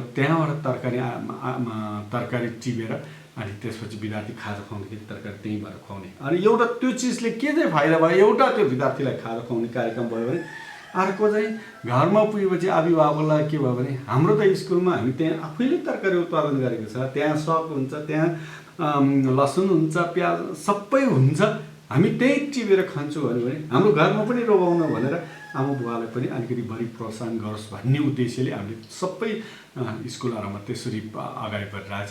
र त्यस कारण मलाई लाग्छ त्यो अब हाम्रो यहाँ जस्तै कृषिमा त तपाईँहरू अहिले पुग्नुभयो भने हुन्छ। जस्तै हामी के अरे 8-9वटा के अरे यो टर्फमको एरिया यो खानेपानी मेलान्ची खानेपानी मुहान यो माथि हो हेलेम्बू। अहिले तपाईँहरूलाई त लाग्छ होला, फेरि यो मेलान्ची भन्छ, यो त हेलेम्बू हो, पानी त तालैबाट लगेको होला भन्छ, तर के मुहान यो माथि हेलेम्बूको 1 नम्बरबाट आम्बादाङबाट लगेको हो होइन। र योभन्दा मुनितिरको तपाईँको टर्फमहरू तपाईँको हाम्रो कृषि जाने यहाँबाट काठमाडौँ जान्छ 8-9वटा टर्फमले ठुलो उसमा यहाँ फलाएको छ। त्यस कारणले हामीले यसपालिदेखि फेरि के गर्न थाल्यो भने बाहिरको मान्छेहरू घुम्न आउने, अनि त्यसपछि तपाईँको हेलेम्बूमा माथितिर आलु किन्यो भने 1 किलो कहीँ तपाईँ 1-2 किलो आलु किनेर लैजाउँ भने त्यो आलु किन्ने ठाउँ नै नपाउने। म आफै घुम्न लिएर जाँछु, म 1-2चोटि साथीहरू सोधेँ ल न हामीलाई अलिकति आलु 1-2 बोरा किन्नु पऱ्यो भन्दाखेरि कहीँ छैन। भनेपछि तपाईँको हुने चिज किन नरोप्ने भनेर यसपालिदेखि हामीले 3 ठाउँमा चाहिँ आलु प्याकेजको रूपमा हामीले डेभलप गरेको छौँ। अनि त्यस कारण त्यो जुन यहाँको जुन चिज हुन्छ त्यसलाई उत्पादन बढाउँदै लिएर जाउँ भन्ने अगाडि बढिरहेको छ। त्यस सँगसँगै हामीले त तपाईँ यो हेलेम्बू पहिलेदेखि स्याउको धेरै प्रख्यात एरिया हो। त्यस कारणले हामीले विज्ञहरू लिएर हामीले त्यो यो ठाउँ देखाइरहेको छु, हामी त्यो पहिलेको रूपमा फर्काउन सक्छ कि भनेर। तर एउटा दुर्भाग्यको कुरा के भयो भने यो धेरै छोपेर बस्ने क्राउडले त्यो यो जुन असार साउन थियो त्यो टाइममा स्याउ फाल्ने बेलामा चाहिँ त्यसरी छोपेर बस्दाखेरि के हुने भयो भने त्यसले स्याउको त्यो जुन क्वालिटी राम्रो नहुने भन्ने खालको कुरा आएछ। र तैपनि हामी ट्राई गर्दैछु, सबै जहाँ छ त्यो सबै ठाउँमा ट्राई गरेको छु, त्यो चिजले कम्तीमा पनि हुने राम्रो हुने ठाउँमा त्यसलाई उत्पादन बढाउने। यस्तो छ त्यो अब जुन हजुरले कुरा गर्नुभयो स्याउको जुन अहिले बजार पनि छैन होइन, बजार नभएको अवस्थामा चाहिँ हजुरहरूले जुन स्याउ लगाउने किसानहरू त मारमा पैदा छन् नि त होइन। यतातिर चाहिँ गाउँपालिकाले कसरी गरिरहेछ? होइन यस्तो छ बजार त तपाईँ के हुन्छ भने यहाँले स्याउ त तपाईँको विदेशबाट ल्याउनु परिरहेछ होइन। अहिले त तपाईँको त्यो त बजार भनेको त म्यानेजमेन्ट नभएको होइन। काठमाडौँमा हामीले स्याउ नेपालमै हो त होइन, तर काठमाडौँ यो हेलेम्बूमा त यदि स्याउ फलाउन सक्ने हो भने बजार त एकदम नजिक छ नि काठमाडौँ होइन। मैले त त्यो स्याउ मात्रै नभइकन यहाँ हुनेहरू जस्तै कागती भयो, कागतीको प्याकेज सिरिया भयो होइन, किन अलिकति ठुलो सङ्ख्यामा रोपौँ अब होइन। त्यो गर्दाखेरि तपाईँ चाहिँ काठमाडौँ बजार नजिक छ नि, हामी बाटो राम्रो भयो भने तपाईँहरू हिँडेर आउनुभयो, अहिले धेरैमा 2 घन्टामा यहाँ पुगिन्छ होइन। त्यो भयो भने कम्तीमा अब काठमाडौँलाई तपाईँको के भन्छ यहाँ विस्तार गर्न सक्छ, तरकारी पनि त त्यहाँ उगार्न सकिन्छ। जस्तो मैले अघि नै भने तपाईँ प्रत्येक 1 घरमा 1 टनल गरेर हेलेम्बू गाउँपालिकामा झन् 5000 जति घरधुरी छ, त्यसको तपाईँ 4000 घरधुरीले चाहिँ आफ्नो खानाको लागि भनेर यति तरकारी रोप्यो। आफ्नो खानाको लागि भने तरकारी रोप्यो भने के हुनसक्छ भने अब एउटा घरबाट दिनको 1 किलो मात्र तरकारी भेज्यो भने 4000 किलो निस्किन्छ। भनेपछि कुन चाहिँ व्यापारी आउँछ त्यसरी गर्न सक्छ। र हाम्रो यहाँ माथि अहिले क्युबीको फर्महरू निर्माण गरिरहेको छ। ठुल्ठुलो क्युबी फर्महरू तमाम निर्माण गर्ने काम अब ठुलो हिसाबले यहाँ उत्पादन भइरहेछ। र मलाई लाग्छ अब त्यो चिजलाई कसरी चाहिँ त्यो बजारसम्म पहुँच पुर्याउने भन्ने कुरामा चाहिँ हामी के हो भने हामीले मोटर बाटो त्यहाँसम्म फर्महरूमा पुग्ने गरी राम्रो 12 महिना पुग्ने बनाइदिने हो। त्यहाँ यदि पानी छैन भने पानीको व्यवस्था गरिदिने समयमा गाउँपालिकाले सहयोग गरिदिने हो होइन। त्यो भयो भने आफसाफ बजार त तपाईँ उनी भइ नै हाल्छ। तर मलाई लाग्छ बजारको यति ठुलो समस्या हुन्छ जस्तो लाग्दैन। एउटा चाहिँ तपाईँहरूले म फेरि अर्ग्यानिक नै त्यो बढी पाउने हुन्छ। यहाँ त्यति धेरै इरियाको मल प्रयोग गर्दैन माथिल्लो भेगमा। मलाई लाग्छ बजारको त्यति ठुलो समस्या हुँदैन। र अब चाहिँ के गरौँ भने विदेशमा हामीले दुःख गर्न जानुभन्दा त कम्तीमा पनि त्यो चिज त्यति दुःख चाहिँ यहाँ गऱ्यो भने यहाँ पनि राम्रै आम्दानी हुन्छ र यहाँबाट व्यावसायिक रूपमा नि यो एउटा फेरि पर्यटन क्षेत्र पनि हो यो हेलेम्बु होइन। त्यो पर्यटन क्षेत्र भएको हुनाले के चाहिँ हुने भयो भने त्यो पर्यटनको लागि हेलेम्बु आउनेहरूले केही न केही चिज त लिन खोज्छन् होइन। नजिक छ काठमाडौँ, तपाईँहरूलाई भनौँ न केही चिज हेलेम्बुको हो भन्ने भयो भने त हजुरहरूले लिएर जानु सक्नुहुन्छ। त्यसमा मलाई बजारको समस्या हुन्छ जस्तो लाग्दैन। अब यस्तो छ जुन हजुरले बजारको समस्या छैन भन्नुभयो, अनि उत्पादन गर्ने जुन किसानहरू चाहिँ कति छन् होइन। र यो ठाउँमा चाहिँ बाख्रा पालनदेखि लिएर कुखुरा पालन जुन भैँसी पालन व्यवसायहरू गरिरहने किसानहरूले चाहिँ कस्ता खालका चाहिँ सुविधाहरू पाएका छन् त्यो पनि अलिकति बताइदिनुहोस् न। अनि यस्तो छ अब हामीले गाउँपालिकाले के गरिरहेको छ त्यसो उहाँहरूलाई भने जस्तै हामीले बाख्रा पालन गर्नेहरूलाई जस्तो भेटनेरी त्यो जुन सरकारले लिनुपर्ने औषधि केही बिरामी भयो भने औषधि तिनीहरू गाउँपालिकाले दिइरहेछ। त्यो सँगसँगै तपाईँ भैँसी भयो, त्यसपछि माथि लेखमाले चौरी छ हाम्रो, चौरी भयो गाईको, तिनीहरूको टोटल तपाईँको हामी गाउँपालिकाले नि शुल्क त्यो के अरे इन्सुरेन्स दिइरहेको छु उहाँहरूलाई, पशु बिमा गरेर दिइरहेको छु। कसैको त्यो चौरी मऱ्यो भने कसैको भैँसी मऱ्यो भने हामी के गरिदिन्छौँ गाउँपालिकाले नै त्यो बिमा गरिदियो भनेपछि त्यो चिजले पनि किसानलाई तुरुन्त किन्यो भैँसी मऱ्यो लाखौँ रुपियाँ पर्छ, त्यसपछि फेरि किसान एकदम मारमा नपरोस् भनेर हामीले त्यस्तो खालको कार्यक्रम। जस्तै एउटा चिज चाहिँ के छ भने खालि पैसा मात्रै दिने कुराले नि के हुँदो रहेछ भने मान्छेलाई आल्छी बनाउँछ र मलाई पैसा दिइहाल्छ उहाँले दिएको भन्ने भयो नि होइन।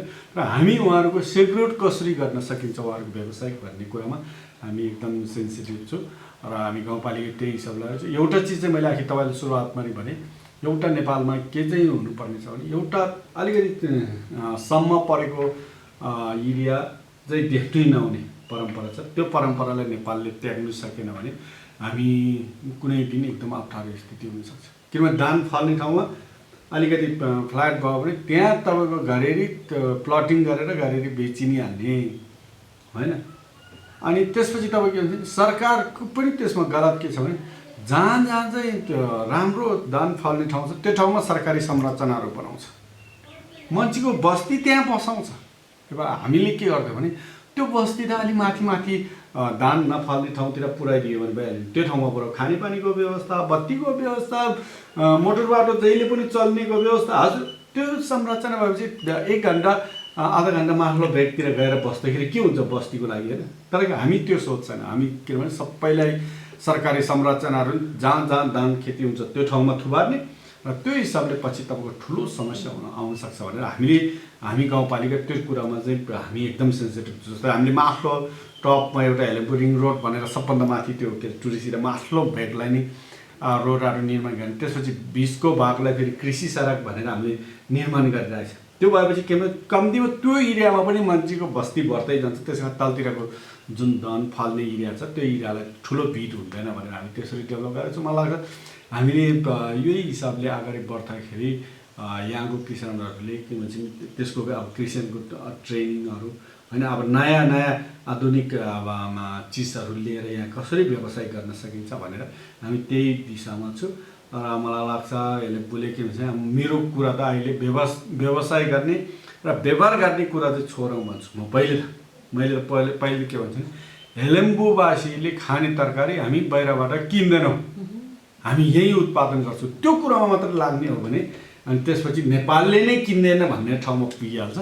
त्यसपछि त तपाईँको किनेर चाहिँ त्यो बढ्दै जान्छ भन्ने हो। अब यस्तो छ जुन हजुरले भन्नुभयो हेलेम्बुवासीले चाहिँ अब बाहिरबाट आउने तरकारी नकिन्ने अवस्था बनाउने भन्ने एउटा प्रतिबद्धता पनि जाहेर गर्नुभयो। अब 3 वर्षको कार्यकाल समाप्त हुन आँटिसकेको छ होइन। एउटा जुन गाउँपालिकाको अध्यक्षको नाताले चाहिँ हजुरले अब चाहिँ के काम गर्नुहुन्छ होइन? अबका जुन युवा पिँढीहरूलाई, युवा युवतीहरूलाई चाहिँ विदेश जान नपरोस् भन्ने एउटा कन्सेप्ट पनि ल्याउनु भएको छ होला। हजुरको योजना चाहिँ के छ अलिकति भनिदिनुहोस् न। अनि यस्तो छ, हामीले अघि तपाईँलाई भनिहालेँ, कृषिको मैले अघि तपाईँलाई भनिहालेँ। त्यो सँगसँगै हामी लेम्बुले के गर्यो भने मेन 4वटा कुराहरू जस्तै के अरे कृषि, स्वास्थ्य, पर्यटन होइन, शिक्षा, र त्यो चिज नभइकन अगाडि नबढ्दो रहेछ भने जस्तै मैले तपाईँहरूलाई भने स्वास्थ्यको क्षेत्रमा पनि हामीले पेपर चेन्ज गरेको छु। तपाईँहरूले सुन्नुभएको होला लेम्बुको बारेमा। हामी जब स्वास्थ्य क्षेत्रमा हामी निर्वाचित भएर आयो, निर्वाचित भएर आउने बित्तिकै हाम्रो एउटा मात्र बर्थिङ सेन्टर रहेछ लेम्बु गाउँपालिकामा। त्यो टाइममा जब हाम्रो एउटा बर्थिङ सेन्टरमा वर्षभरिमा राष्ट्रिय तथ्याङ्कमा गाउँपालिकाभरिको हाम्रो 400 हाराहारी आमा दिदीबहिनीहरूले सुत्केरी गर्छ भन्ने राष्ट्रिय तथ्याङ्क छ। तर हाम्रो बर्थिङ सेन्टरमा जम्मा 5 जनालाई आएर सेवा लिँदो रहेछ हाम्रो बर्थिङ सेन्टरमा वर्षभरिमा। र त्यो चिजलाई त्यहाँ हामीले तोड्नुपर्छ भनेर त्यसपछि हामीले के सोच्यो त्यसलाई भनेपछि 50% के अरे 50% हाम्रो आमा दिदीबहिनीहरू कुनै नजिकको गाउँपालिका अथवा काठमाडौँ जानुभयो होला। तर 50% अझै पनि होम डेलिभरी भयो भने त्यो हाम्रो आमाहरूको ज्यानमाथि कति तपाईँको रिस्क छ, त्यसबाट आमाबाट जन्मेको नानीहरूको कति रिस्क छ भनेर हामीले त्यो क्षेत्रमा व्यापक चेन्ज गर्नुपर्छ भनेर हामीले लाग्दाखेरि हामीले एम्बुलेन्स फ्री गराइदियो। त्यसपछि त्यो एम्बुलेन्समा लिएर हाम्रो बर्थिङ सेन्टरमा आउँछ, हामीले घरमा फेरि सुत्केरी भएपछि घर पुऱ्याइदिन्छु। त्यसपछि यहाँबाट काठमाडौँ लानु पऱ्यो भने काठमाडौँ फ्रीमा पुऱ्याइदिन्छु, काठमाडौँमा सुत्केरी भएपछि फेरि लिएर घरमा फ्रीमा पुऱ्याइदिन्छु, केही गरेर इमर्जेन्सी भयो भने हेलिकप्टरमा हामी काठमाडौँमा हामी फ्रीमा पुऱ्याइदिन्छु होइन। त्यो गर्दाखेरि योभन्दा अघिल्लो साल 5 जनाबाट 1 जना 74 जना पुग्यो। र त्यसपछि फेरि तपाईँको के हुन्छ भने यो साल गत साल फेरि त्यो के 147 जना, यो साल त तपाईँ 6 महिनामा अहिले 160 जना पुगेको छ। र त्यसमा हामीले के गरेको छौँ भने फेरि नेपाल सरकारले 3000 रुपियाँ दिन्छ हाम्रो बर्थिङ सेन्टरमा आएर सुत्केरी भए बापत होइन। तर त्यो माथि हामी गाउँपालिकाले फेरि 3000 रुपियाँ थप दिएको छ हाम्रो बर्थिङ सेन्टरमा आएर हाम्रो आमा दिदीबहिनीहरूले जसले सुत्केरी गर्छ भने उहाँहरूलाई फेरि 3000 थप दिएको छु होइन।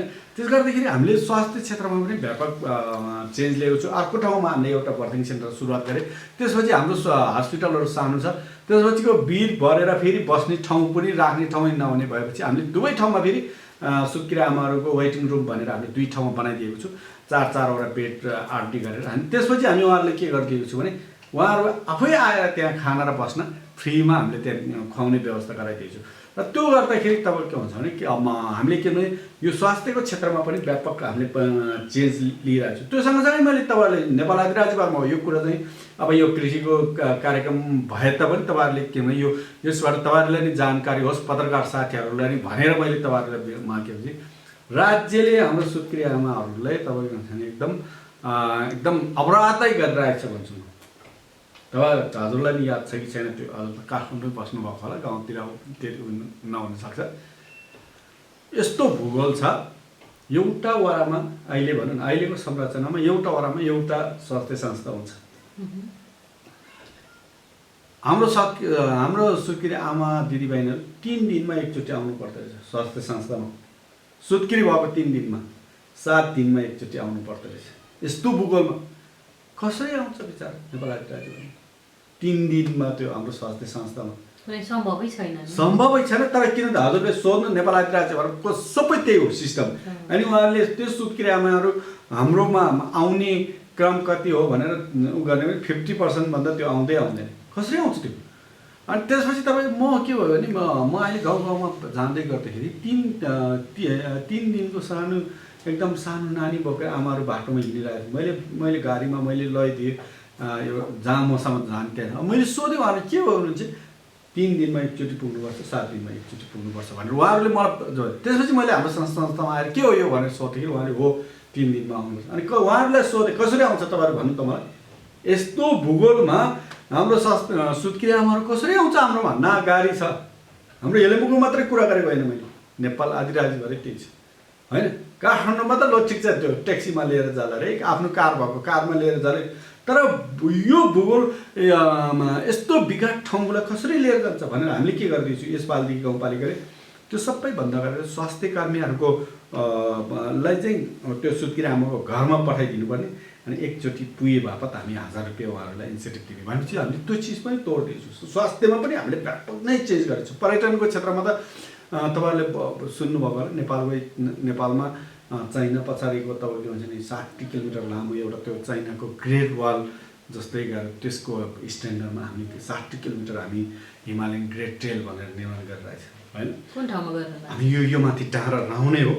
अनि त्यसपछि त्यो ग्रेट ट्रेल निर्माण भइसकेपछि के हामीले के हुन्छ भने हेलेम्बु काठमाडौँ भ्यालीमा झनै 50 देखि 55 लाख जनसङ्ख्या बस्छ। त्यहाँ 55 लाख जनसङ्ख्या बस्दाखेरि त्यहाँको 50% टुरिस्ट मात्रै हेलेम्बु भिजिट गर्ने हो भने 20 लाख भन्दा बढी त काठमाडौँ भ्यालीको टुरिस्टले मात्रै हेलेम्बु भिजिट गर्ने रहेछ भनेपछि यहाँको 20,000 जनसङ्ख्यालाई एकजनाकै भागमा लाख पुग्दो रहेछ होइन। त्यसले यहाँको आर्थिक स्थिति त कहाँ पुग्छ गएको छ। हामीले त्यसरी चाहिँ भनिरहेको छ। र त्यो फेरि चाइनाको ग्रेट वाल को डिजाइनमा यो टोटल प्रोजेक्ट कस्ट तपाईँको 4 अरब छ। हामीले टोटल डिपेयर भइसक्यो। अहिले 4-5-600 किलोमिटर जति हामीले बनाइसक्यो। र त्यस कारण हामीले के गरिरहेको छौँ भने त्यसलाई पर्यटन क्षेत्रमा पनि हामीले व्यापक चेन्ज गरिरहेछ। त्यो सँगसँगै हामीले शिक्षा क्षेत्रमा पनि व्यापक चेन्ज गरिरहेछ। चाहिँ हामी त्यसरी नै हामी आइसकेपछि त्यो दिशामा चाहिँ हामी क्लियर भिजनको साथ अगाडि बढिरहेको छौँ। र त्यो चिजले हामी चाहिँ हाम्रो बनाइ के हुन्छ नि पब्लिकले सेवा पाओस्। र एउटा चिज तपाईँहरूलाई के छ थाहा पनि हामी त्यो सँगसँगै हामीले हेलेम्बुलाई भ्रष्टाचारमा सुन्ने गाउँपालिका बनाउने भनेर लागिरहेको छ। त्यो सम्भव भएको छ। नेपालमा के अरे कर्मचारीहरूले त्यो काम गर्दैन भन्छ। त्यो काम गराउने काम हेलेम्बुले हामीले गरिरहेको छौँ। र के चाहिँ भने देशको विकास खर्च गर्नु नसक्ने जुन परिस्थिति छ त्यो चिज पनि हेलेम्बुले तपाईँको समयमै के अरे बजेट खर्च गर्छ। र जेठ असारमा जुन के अरे हिलोमा जुन बजेट विकासको बजेट खर्च गर्ने प्रावधान छ त्यसलाई हटाउने कुरा पनि हेलेम्बु गाउँपालिका यस्तो छ। अब कृषि क्षेत्रमा चाहिँ हजुरहरूले अहिलेसम्म कति छुट्याउनु भएको छ होइन? कृषि र पशु क्षेत्रमा चाहिँ यो बारेमा नि अलिकति छोटकरीमा जानकारी भने यस्तो छ। हामीले के भन्छ यति नै भन्ने यो किन तपाईँहरूले नि सोध्ने र हामी जवाब दिने मान्छेहरूले के भन्छ यति भन्ने नै होइन। म त के भन्छु भने शिक्षामा यति स्वास्थ्यमा यति कति छुट्यायो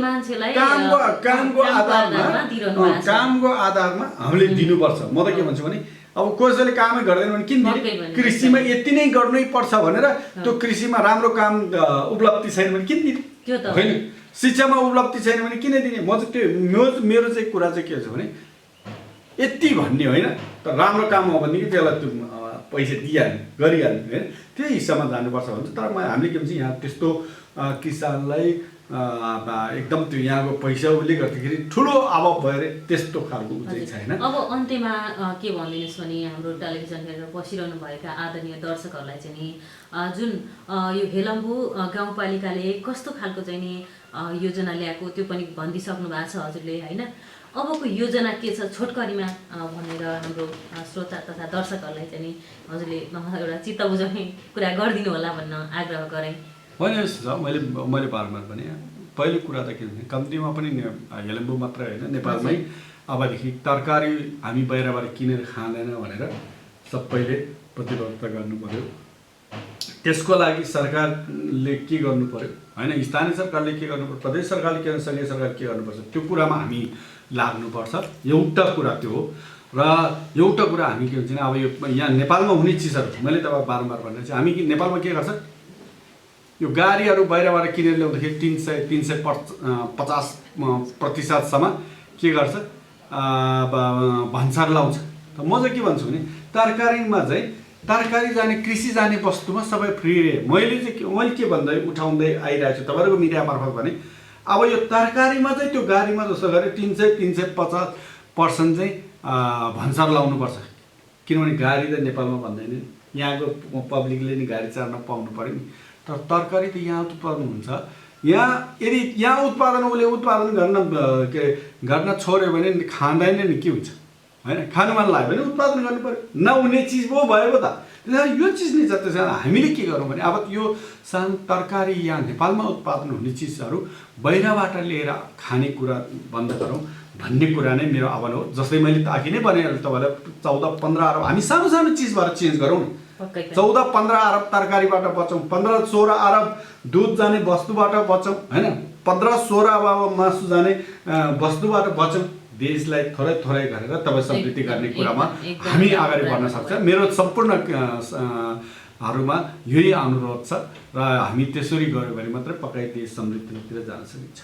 सङ्घबाट आउने र प्रदेशबाट र स्थानीय तहले जम्मा 3 तहबाट कार्यक्रमहरू किशोरहरूको लागि साझेदारीमा कार्यक्रमहरू सञ्चालन गर्नु परेको छ।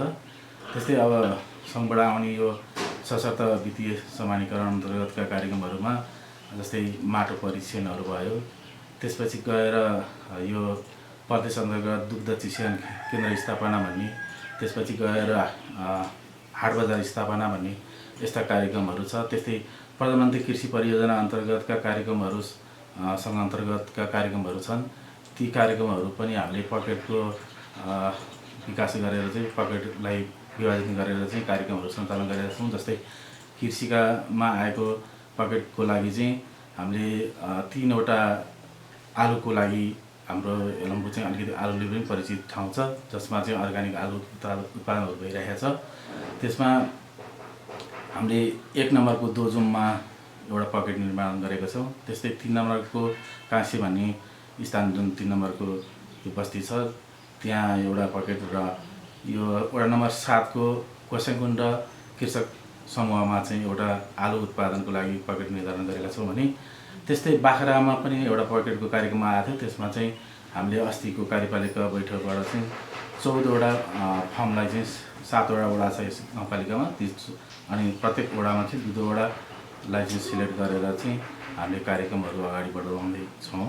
कृषि र पशुको उसमा क्षेत्रमा चाहिँ कति बजेट विनियोजन गर्नुभएको छ यहाँले? हाम्रो अब सशक्त कार्यक्रम अन्तर्गत भनिहालेँ मैले।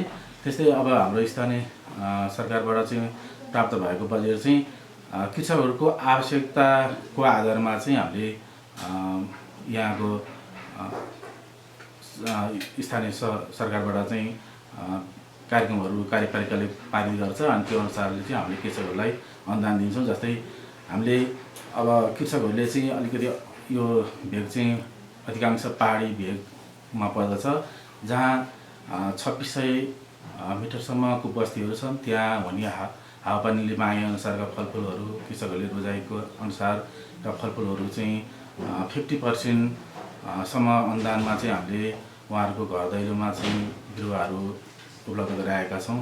त्यस्तै बर्खे फलफुलहरूमा पनि हामीले 50% अनुदानका क्रियाकलापहरू छन्, जस अन्तर्गत हामीले विगतमा हेलम्बुलाई अलिकति विश्वभरि चिनित परिचित थियो त्यो हेलम्बुको स्याउ भनेर, त्यसलाई चाहिँ निरन्तरता गर्न सकिन्छ भनेर कोसिसमा फेरि हामीले 19-20 लाख जतिको चाहिँ हामीले यो इटालीबाट आउने चाहिँ स्याउको बिरुवामा अनुदान दिएका छौँ। त्यस्तै ओखरमा पनि अलिकति कृषकहरूको रुचि भएकोले ओखर खेतीको लागि पनि यो ग्राफ्टिङ इटालियन जातकै ओखरको माग भएकोले बिजु र त्यसमा तुलनात्मक रूपमा चाहिँ उहाँहरूलाई लगाइएको छ। त्यस्तै अब हिउँदे फलफुलहरूमा नासपातीहरू यस्तै माग अनुसारका फलफुलहरूको चाहिँ बिरुवा हामीले प्रदान गरिरहेका छौँ। अनुदानका कार्यक्रमहरू पनि गरिरहनु भएको छ यहाँबाट? हजुर। जस्तै केमा दिइरहनु भएको छ अनुदान कार्यक्रमहरू? हामीले अनुदानको कार्यक्रमहरूमा जस्तै गाईबस्तु पाल्नेहरूलाई चाहिँ खोरगोठ सुधारको लागि अनि प्रजनन राँगा बोकाहरू चाहिँ 50% अनुदानका दिएका छौँ। त्यस्तै तरकारी खेती गरिरहनु भएको छ उहाँहरूलाई चाहिँ कृषि औजारहरू त्यस्तै टनेलहरू बिउमा चाहिँ हामीले अनुदान दिएका छौँ भने अर्को कुरो हेलम्बु गाउँपालिकामा चाहिँ अधिराज्यभरिकै एउटा नमुना चाहिँ के छ भने मल व्यवस्थापनमा चाहिँ हामीले कृषकको घर दैलोमा नै संस्थानकै रेट दरमा चाहिँ उपलब्ध पुर्याएका छौँ। जुन हाम्रो भूभाग अहिले मैले भने 2600 मिटरसम्म माथिसम्म प्रयोग जमिनहरू चाहिँ खेतीयोग्य जमिन छन्, त्यो ठाउँहरूसम्म चाहिँ मलमा चाहिँ हामीले तलको बेसीको रेट र त्यो माथिको हाइटको रेट बराबरीमा उहाँहरूले पाउनुहुन्छ। हुन्छ, आफ्नो महत्त्वपूर्ण समय दिनुभयो, यहाँलाई धन्यवाद। हस् त। हजुर दर्शकहरू, हामीले सुनिहाल्यौँ हेरिहाल्यौँ होइन, पक्कै पनि हाम्रो हेलम्बु जुन गाउँपालिकाका अध्यक्षले चाहिँ धेरै राम्रो कामहरू गरिरहनु भएको छ र यहाँ चाहिँ नि यहाँका किसानहरूले चाहिँ नि जुन तरकारीहरू किनेर खान नपर्ने अवस्थासम्म लिएर आउँछु र जो किसानहरूले म काम गर्छु भनेर चाहिँ नि अग्रसर भएर आउनुहुन्छ त्यस्तालाई चाहिँ नि हामी बजेट पनि विनियोजन गरिदिइहाल्छौँ, यति उति बजेट हामी भन्दैनौँ भनेर उहाँले आएर जुन आफ्नो धारणा राखिसक्नु भएको छ। हस्तमित्र टेलिभिजन हेरिदिनु भयो, धेरै धेरै धन्यवाद भन्दै आजको कार्यक्रमबाट म कार्यक्रम प्रस्तुता गोमला पाण्डे पनि उजुर गर्न चाहन्छु। हस्त नमस्कार।